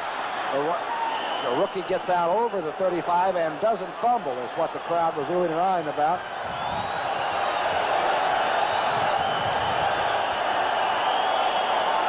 A couple of stats that might be important as we move along and see what happens in the second half if you try to rush the football against San Francisco. Well, you can, and you think that, well, they've been ahead a lot at the halftime, but against Cincinnati they were behind, and the Bengals still couldn't run and control that game on them. 20-0. Methodically done. A couple of fumbles turned into field goals. A dash by Craig. In this second half, they've just played bitter football, and Cleveland hasn't backed off an inch. 2nd down and 3 on the 36. The motion man is Newsom. Out over the 35. Biner maybe got a yard. I know he got a headache. Ricky Ellison underneath that pile. He's making better and quicker plays every time he plays another game. And Louis Kelcher has seen a little bit more action here in this game than he has in past weeks. You know, the 49ers may have to make a decision coming up. They may get Jeff Stover back, who was injured early in the year, and they'll have to put somebody on the waiver list. Last year they lost Kugler, didn't they? Right. So they've really done a patch-up job, and Dean has never come back from wherever he is. 3rd down, and call it 2. McDonald being chased, now gets away from the blitzing. Gets it to Adams, and Adams has a 1st down out over the 40. McDonald had secondary people going by him on the blitz. Williamson came by and almost tagged the quarterback. Sure did.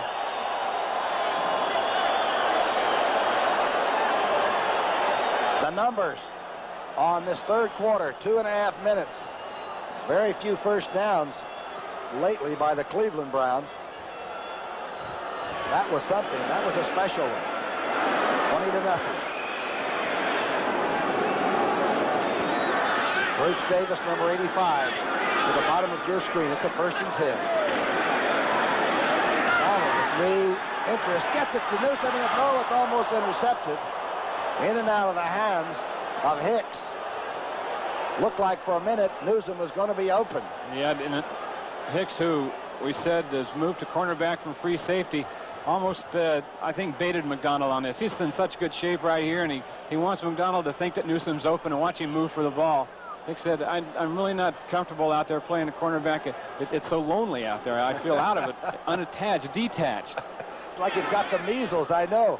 Ronnie Lott was coming over from safety, and he wasn't in bad position on the ball either. 2nd down and 10 now. McDonald underthrowing that ball just a bit. Newsom's in motion. Here's the draw play. This is Biner. The rookie dogged down at the 42-yard line by Buns and Ronnie Lott. Next Sunday on the NFL Today at 12:30 Eastern and Pacific time, you'll see an in-depth feature on sack artist Mark Gastineau of the New York Jets, and how this 6'5", 265-pound bruiser, I did not write this, prepares for a game with his special weight training program. Body by Gastineau, that's the quote-unquote show that you will see next Sunday on the NFL Today. He probably eats lychee nuts and stuff like that, you know. Those big ones always do that, you know. All starts with the NFL Today here on CBS. 3rd down and 7 on the 43. Big rush, sack at the 34-yard line. Michael Carter came with the snap. Looks like he was going across that shot put ring. Number 95 you're looking at is the young man who was the silver medalist in the recent Olympic Games in the shot put. Been playing a lot of nose tackle for the 49ers. Recently had a good game a couple weeks ago against the Rams in Los Angeles, and he took a quick outside move there on the center and was back there before McDonald could even set up. 2 sacks for San Francisco. How much is he weighing in at, by the way, Carter? Well, he's getting down now. He's about 295 when he first came to camp. He's about 280, 285 now. The punt by Cox. McLemore dances, gets some trouble at the 30-yard line, but never seems to lose possession or is cool. 20-0 lead with a few seconds left here in the 3rd.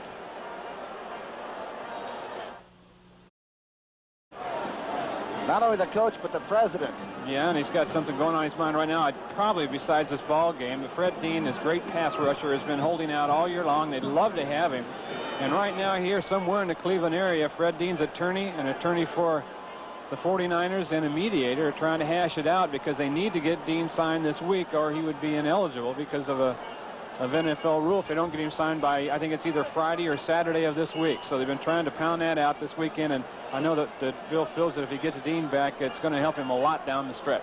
He's the president of the ball club and the head coach. And of course, that's an added responsibility. It's also a little bit of leverage for you, but it's both ways. Montana back on first down and 2. Chased and sacked back at the 21-yard line. Reggie Camp was the first one to grab the quarterback. I'll bet you they're barking out there now. The dogs are barking. They call the defense the dogs, and they bark at each other on the practice field. They bark after a sack. Reggie Camp, who leads this team in sacks, coming from the right side right there on an outside rush. I think it was against Keith Fahnhorst, and that is his 8th sack of the season. It was over Randy Cross, excuse me. Yeah, they'd switched men on the thing. A good fast rush. And as we've said, this Cleveland bunch, they're young on defense. And boy, they don't believe in reputations. You got to prove it to them. It's second down and 19 back in the 22. Flags are down. Montana gets the free one, maybe. He hits Solomon at the 41-yard line, who just keeps his feet down. Minifield couldn't keep him from catching it. The flags were down early. The crowd sensing the blitz bunch is back for the Browns.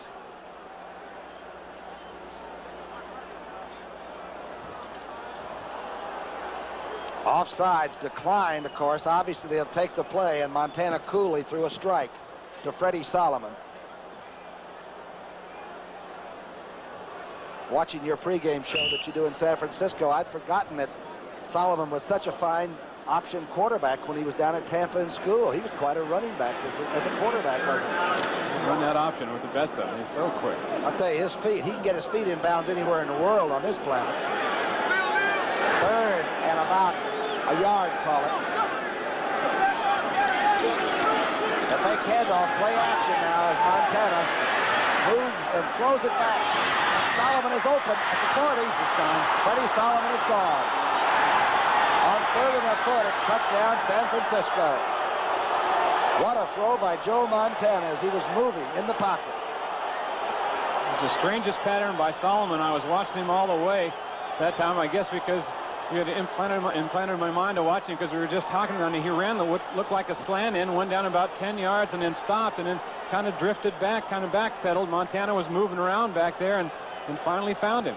The 5th touchdown catch for Freddie Solomon this year. He's been getting himself healthy little by little. He'll be ready for the stretch, won't he? A 60-yarder. The last play of the third quarter. Solomon 4 catches for 103 yards and that touchdown you just saw.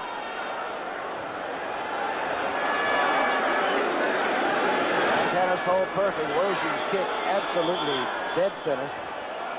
And boy, this team can take your best shots and just keep coming back at you.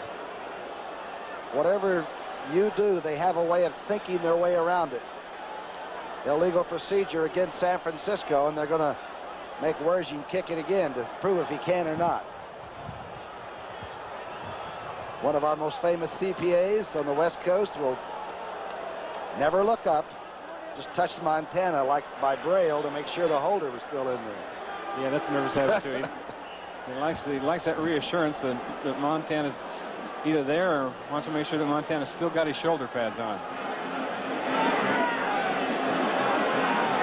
From the 15-yard line, that's where it'll be held. They've got it inside the bar. And so that was the last play of the third quarter, even though there were nothing but zeros on the board. Freddie Solomon from Joe Montana. Here's the touchdown pass. Solomon will be down right there, number 88, going across the screen. Montana looking left, and Solomon said, I got to start working, he told me this week, and getting open on the backside. And if I do, I'm pretty sure Joe will find me. That was the backside because Montana wanted to go left. Solomon into the end zone, and Montana now 21 for 27, 220 yards and a touchdown. And coming off 3 straight days of 300 yards plus, Looks like he's heading for another 300-yarder. Now look, he wants Dwight Clark over here. He's not there. Now Solomon's backpedaling and getting open here. And on the backside, as we talked about, work yourself open, Solomon says, and Joe will eventually find you. That's what happened. That's the end of the third quarter. The score, San Francisco 27, Cleveland nothing. We now pause for a word from your local station. We're in Cleveland, Ohio. It's a great football city. The Detroit, Philadelphia, Cleveland syndrome, Pittsburgh, the blue-collar things. And we were talking to Art Modell before the ball game, and Arthur's been the head of this team for this is 24th season, and only Art Rooney has more longevity with the ownership of an NFL team. And it's always been a pleasure to come here to Cleveland, and not to play because they usually used to beat on me, but it's a first-class operation and a great football city. Miner brought that kickoff back out. Milt McCall tackled him at the 25-yard line. 69 yards, 3 plays. And as Wayne Walker so accurately told you, a crazy-looking 60-yard TD pass to Freddie Solomon from Joe Montana. Why is it the good teams make long plays look so easy that way, huh? The Browns have struggled on offense.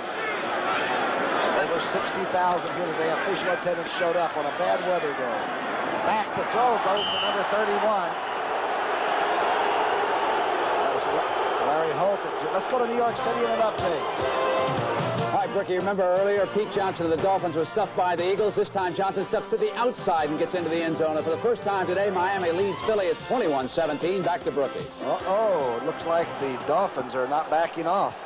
A 10-0 team, they won it all. If they get past Philadelphia, each week puts them in a better spot. Their schedule begins to soften up a little bit. San Francisco goes Tampa Bay, then Atlanta, New Orleans. They got some tough ones left.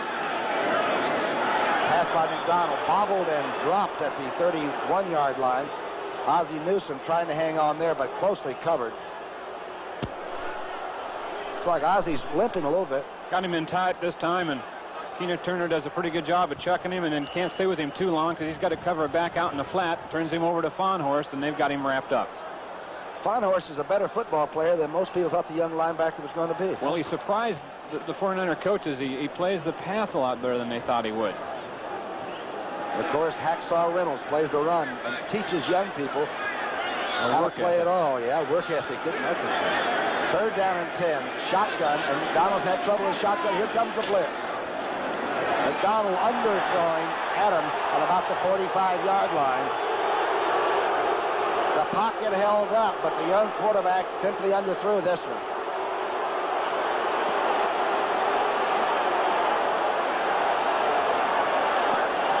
Steve Cox will punt it. Crowd not happy, obviously, with the underthrown pass. McLemore is back on the San Francisco 39.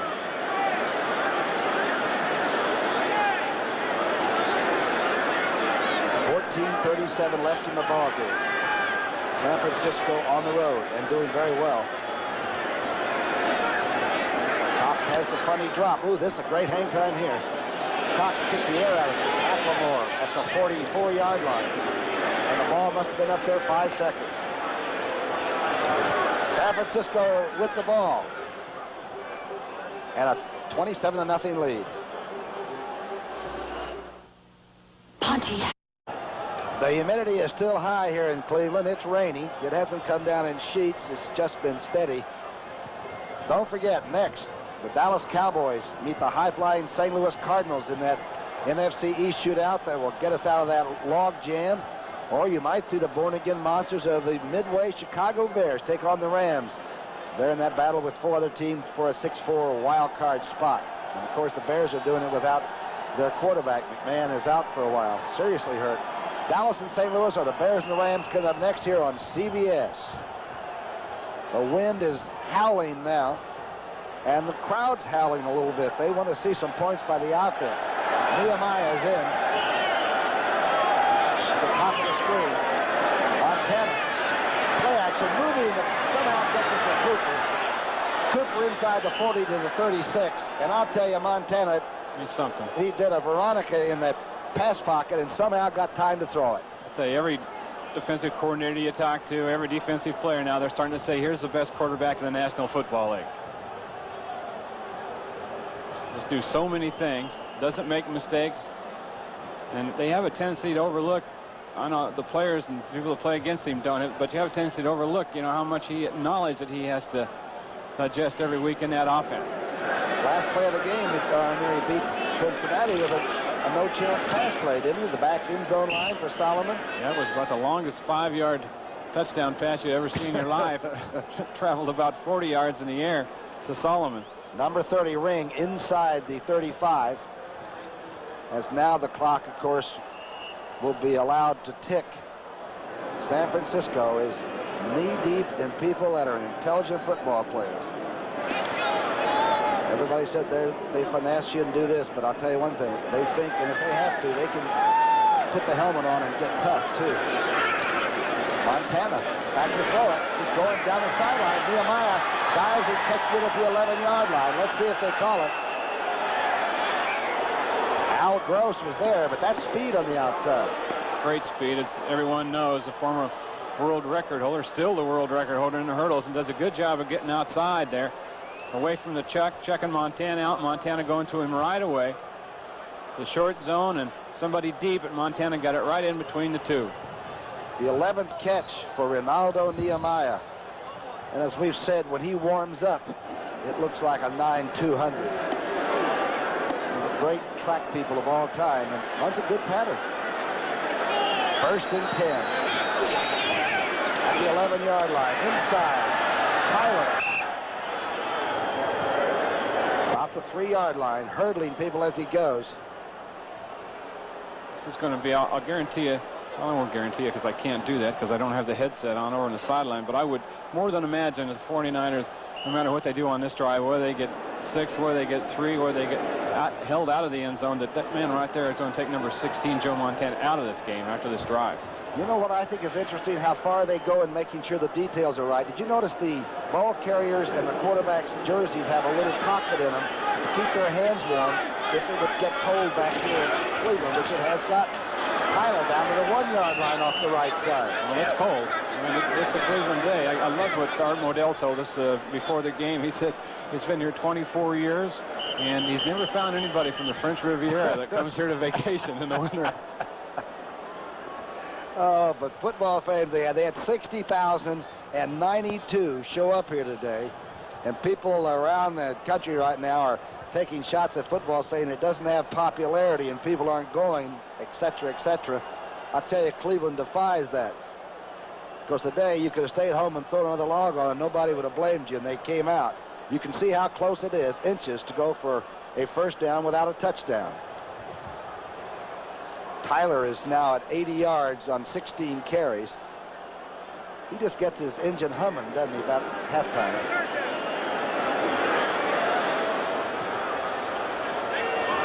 Bill Walsh won 2 games his first year in '79, and then 6, and then a Super Bowl in '81. Some man there, some football person. 3rd down and inches on the 1. Nothing. That was Ring straight ahead. Al Gross somehow got in on the tackle from behind, and he's playing the secondary. I was going to say there are a couple secondary guys in there with pretty good penetration that time. And number 27 come around the corner and get in on that hit right there as Ring ran in basically to his own blockers. Boy, I wonder how many offensive plays the 49ers have run against this Cleveland defense today. We'll get that for you in just a moment. The Browns have been out there. The play-action pass on 4th and 1, and it's touchdown in the puddle of the back of the end zone. Freddie Solomon's second TD reception. Almost like last week against Cincinnati. Montana wanted to go somewhere else, and this was not the primary receiver. 4th and a yard. And Montana fired it off. Check here. Bill Ring gets a block on a blitz that helps Montana out. He wants to go into the corner looking for one of the outside receivers there, but Solomon makes an adjustment again, and Montana on the move puts another hole in Cleveland. He kept reloading it until somebody finally had to force him on the containment. Bergeon's extra point try. Montana takes the snap, puts it down. Ray not taking any chances with this. The scores sometimes look like the 49ers are rolling the score up on people, but they really aren't. They're just playing football.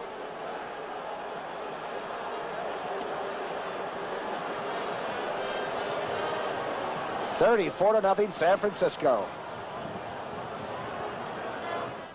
The Cleveland Browns opened this season high and optimistic on their chances in this Central Division of the AFC, and Seattle beat them 33-0 that day. They trail 34-0 right now. This is Biner. Biner, the rookie, being hauled out at the 17-yard line.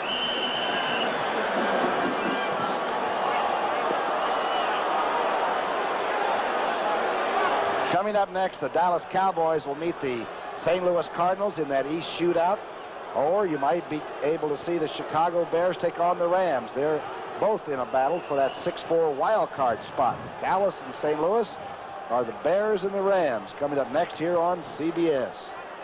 Wonder how good St. Louis is. If they beat Dallas twice in the same year, we'll know. Well, San Francisco has run off 60 offensive plays already, and there's over 10 minutes left in this fourth period.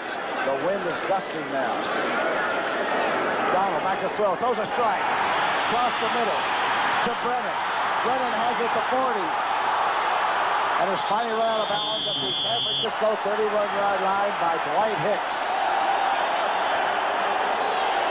Young Brian Brennan, he's only 5'9", 180-pounder out of Boston College. Number 4 draft choice, and you mentioned earlier that Boston College and Doug Flutie's target took a check there from Keena Turner. The 49ers in the zone right here. Ronnie Lott deep middle, and Brennan gets underneath him, and he'll eventually get over here where number 22, Dwight Hicks, will have to make the handle on him. Brennan, 114 catches during his career at Boston College. That's a career record for that school. That was only the 43rd offensive play for the Browns offense. What a play that one was. McDonald back. He's got time. McDonald overthrowing everyone into the end zone, intended for Dwight Walker. That'll sure loosen up the secondary. CBS Sports coverage of college basketball returns in 2 weeks. Saturday, November the 24th, 2 traditional powers, the Louisville Cardinals and the Indiana Hoosiers. This will be the first time that these two teams, coached by Denny Crum and Bobby Knight, will face each other. College basketball here at the home of the NCAA championship game, CBS Sports. One of my favorite sports is college basketball.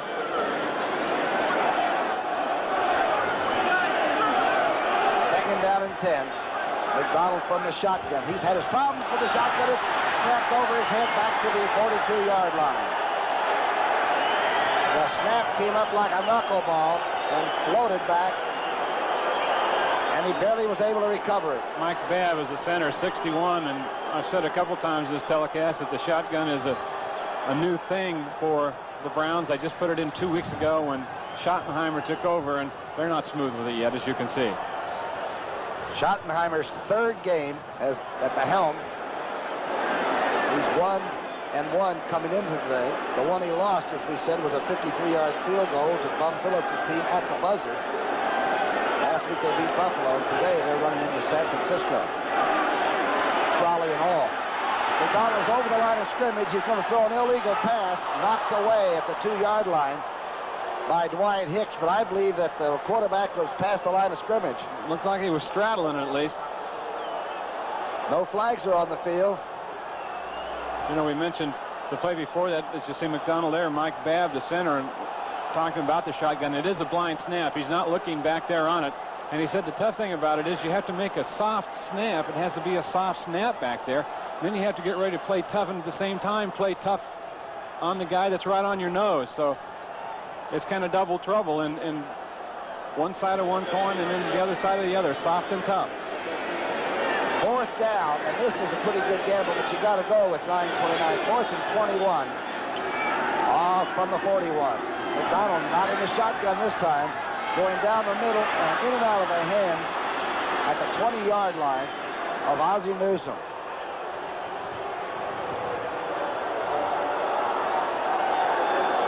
Newsome here inside again. No linebacker on him, so he got a good release. Looks like he's going to run a little out pattern and turns it in. And there's lot 42. Was right there, and there was another ball that could have and should have been caught. 34-0, 9:23 left in the fourth. Kavanaugh, number 6, the number 2 quarterback at San Francisco, is in. Misdirection play. Wendell Tyler almost loses the handle on it, but gets into Cleveland territory for a 10-yard burst. You could always tell when the reserves were coming in, right? The guy with the clean jersey is the new one. Good job, good adjustment right there, and a good job blocking up front by young John Frank, the tight end. Got Tyler outside. Second down and less than a yard, so Wendell picked up 9.5. He is out now. Derek Harmon is in.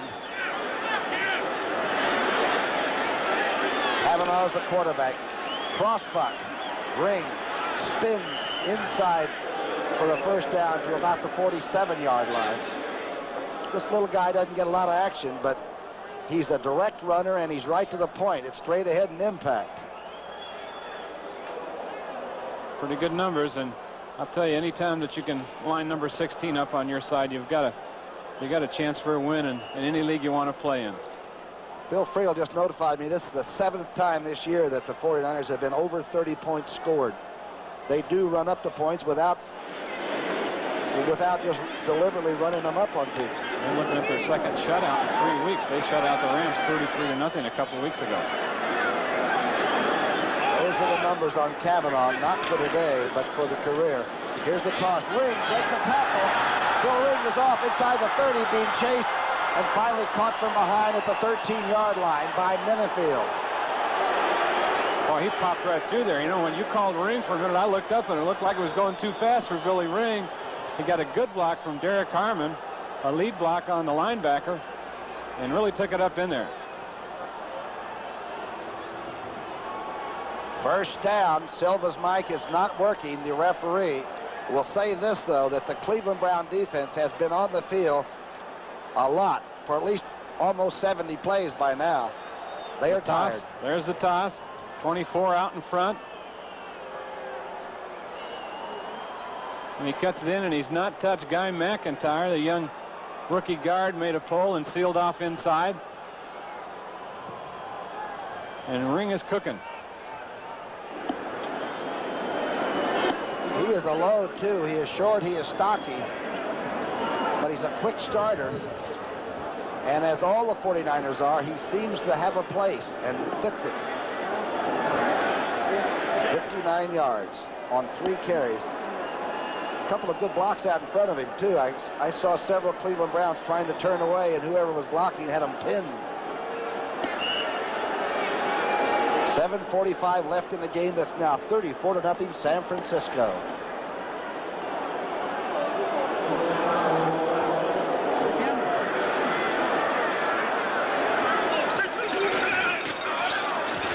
Inside goes Derek Harmon, high-stepping inside the 5-yard line. A lot of the people have started to move out of the stadium, but over 60,000 showed up to see if San Francisco was for real. I'll tell you one thing, they're for real. Well, they're just so efficient in the games that we've done, Tom, that they've played this year. They just go about their business, and it's really, you look back on it and it's nothing really spectacular or fluky about it. It's just like going to the office and getting it done every time. They rested Paris today so that those knees will be healthy, and 300-pounders become quite a workhorse. That's Ring scoring the touchdown, cutting back. And as we've said, there's no doubt about it, the Cleveland defense is tired, but Bill Ring isn't. First touchdown of the year. Billy Shields over here getting a block. Look at McIntyre, 62 on the pull. Harmon leading. McIntyre gets the linebacker Cousineau, uses him up. Ring cuts up inside of it and has 6. He flew into the end zone. Who is that masked man? He was the Eshmon Award winner last year for the 49ers. That's given to the most courageous and inspirational ball player on the team, and it was well deserved. Werge's extra point attempt is good.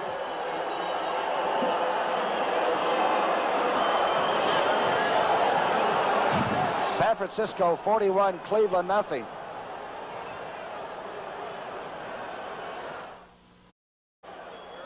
Marty Schottenheimer's third ball game as the head coach. It's going to be a loss, a big one. He knew he was playing one of the superior teams in all of football. Davis lets it bounce, will touch it down, and Cleveland will have it on the 20-yard line. Remember in '82 when the Browns went to the very limit of the law in finally losing to the then Oakland Raiders? Pay attention here. I want to explain something. Yes. This man here has been in the business for 18 years and came to Cleveland in November without a top coat. Had to borrow one from the Cleveland Browns.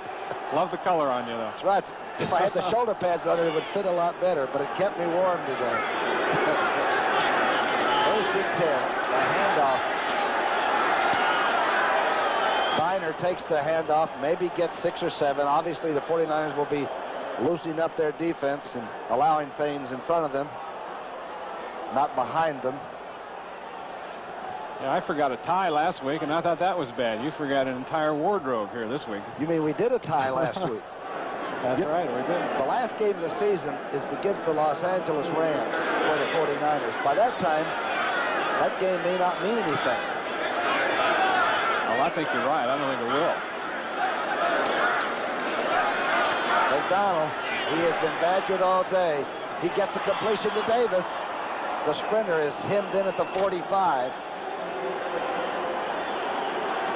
So they just take these wins and continue to build on them, and what it's going to mean for them is that they're going to have that home field advantage in a playoff game, and win them and have the home field advantage in the NFC Championship game, and then if they win that one, they'll have the home area advantage in the Super Bowl, which is in Palo Alto. But don't forget that coming up next, Dallas against St. Louis. You'll be able to see that Eastern Division shootout. Boy, those Cardinals want those Cowboys for the second straight time. Or the Bears are against the Anaheim Rams in a battle for that 6-4 wild card spot. It's coming up next. Dallas, St. Louis, Chicago, Los Angeles. Some of the crowd is still here. Somebody told us that there were 800 people here for a Cleveland Indian baseball game this year, and the people tried to do a wave from their different positions in this stadium of 80,000. Well, the stadium is huge, too. This place is cavernous when you look at it.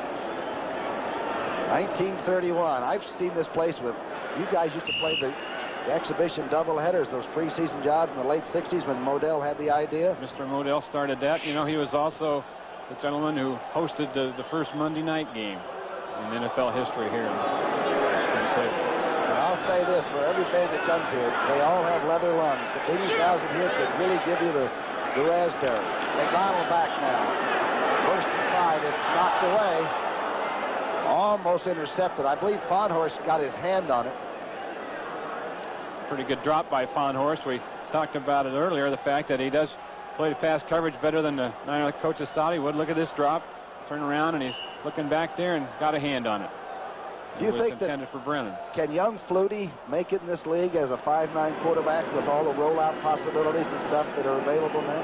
Well, he certainly has everything that's needed besides maybe 4 or 5 more inches, and with his mobility, I think he can play. That's the young man that they're saying might be the Heisman or the Maxwell Award winner, Doug Flutie from Boston College. A throw by McDonald. It's caught by Davis. Heck of a catch at the San Francisco 30, and he was still trying to break it. Davis, a guy they call Mighty Might out there. Rookie from Baylor, 5'8", 160. Running a post pattern. Dana McLemore, 43 right there. And the little guy's still battling. Tough looking football player. He doesn't look like a trackster getting shocked for the first time.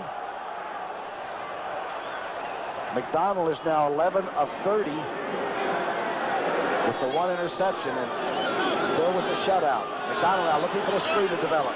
Throws it to Viner, who drops it, tries to one-handed Keena Turner right in his face. I think Viner saw A white blur coming up and wasn't entirely concentrating on the football that time. Young coaches around the league.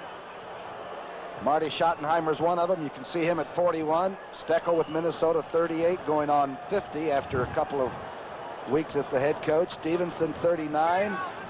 Weiss at 39. And Stevenson, Weiss, Schottenheimer, and Dan Reeves, all ex-NFL players, 4 of them. Right. Second down and 10. Boy, the Browns won a touchdown. Out in the flat, Ozzie Newsome steps out at the 22-yard line. And I think Schottenheimer's right. This club does not quit. Their effort is still there. Well, you know,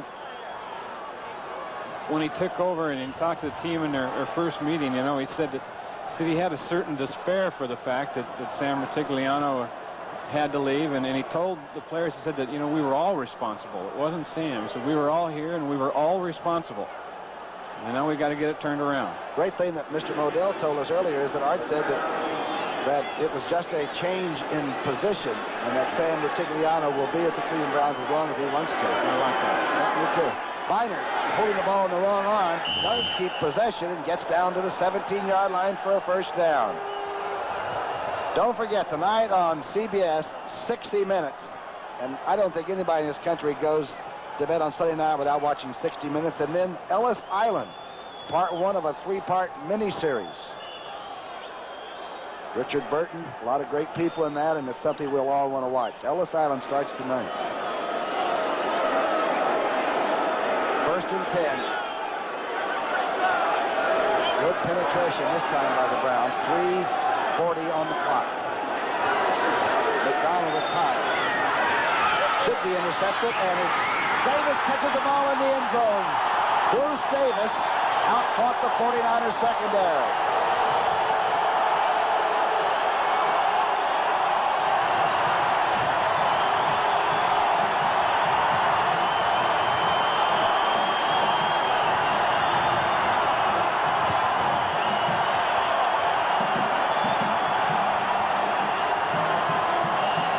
Desired by the little guy right here. Almost the same pattern we showed you before. See who's back there. Eric Wright's 21. Dwight Hicks had it right on his numbers. Todd Shell's there, 3-1, and the Mighty Mite came up with it. And Barr got on the field for the extra point, and I've never heard so few people make so much noise. Do they like this young man? Davis, 4 catches, 65 yards, and a high spike and touchdown kick. Look at this bunch.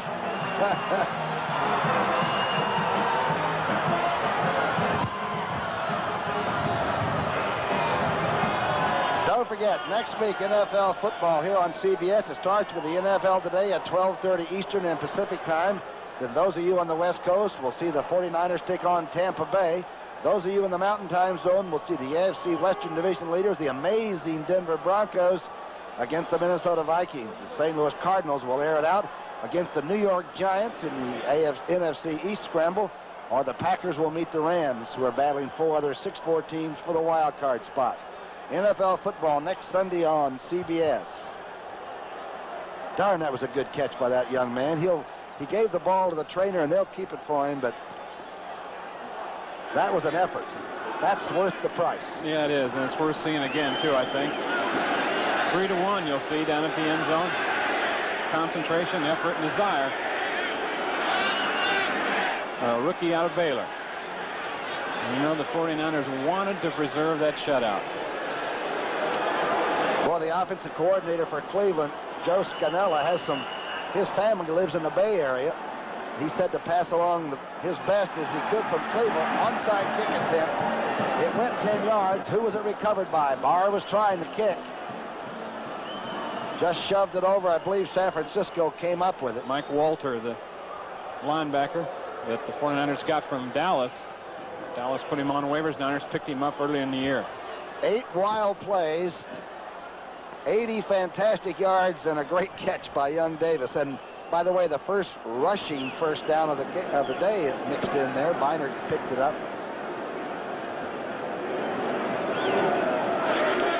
Cleveland lost 5 consecutive games by a total of 14 points.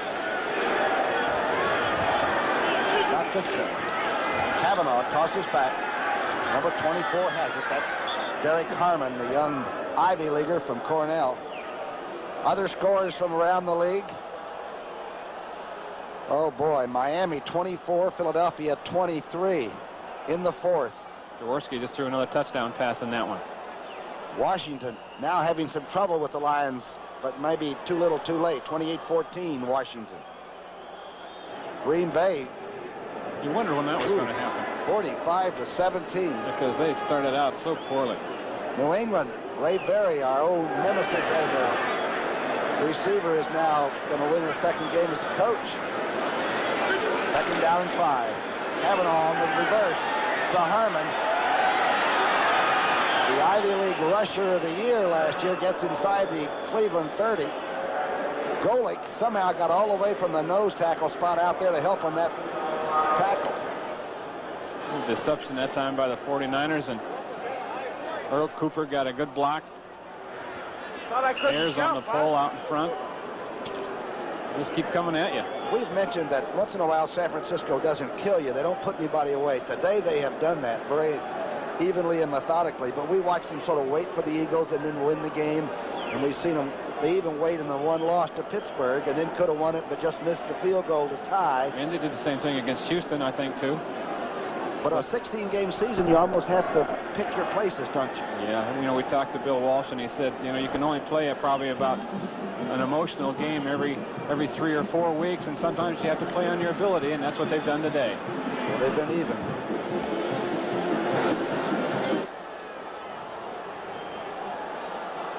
Most valuable player segment is Tom Brookshire and Wayne Walker. Cleveland's stadium used to be called Municipal Stadium. Browns on the short end of a long score, 41-7. The toss back to Ring. Ring getting some action. Gets to about the 26-yard line. Reggie Camp making a tackle. The crowd has continued to stay around. Some of them can't tell if they're hecklers or just excited football fans. 140 and counting. Don't forget, coming up next, you may see the St. Louis Cardinals and the Dallas Cowboys, or some of you will see the Rams against the Chicago Bears right here on CBS. That's the clock that Kavanaugh's going to run off. The toss back to Harmon. Harmon breaks tackles, gets inside the 15, and good effort gets him to about the 12-yard line. The final score, Miami still unbeaten after 11, but this was really close, 24-23 over Philadelphia. Shula's got himself something there. Indianapolis 9, the Jets 5. Just had some 2 good goalies in that one. Kavanaugh, who came in when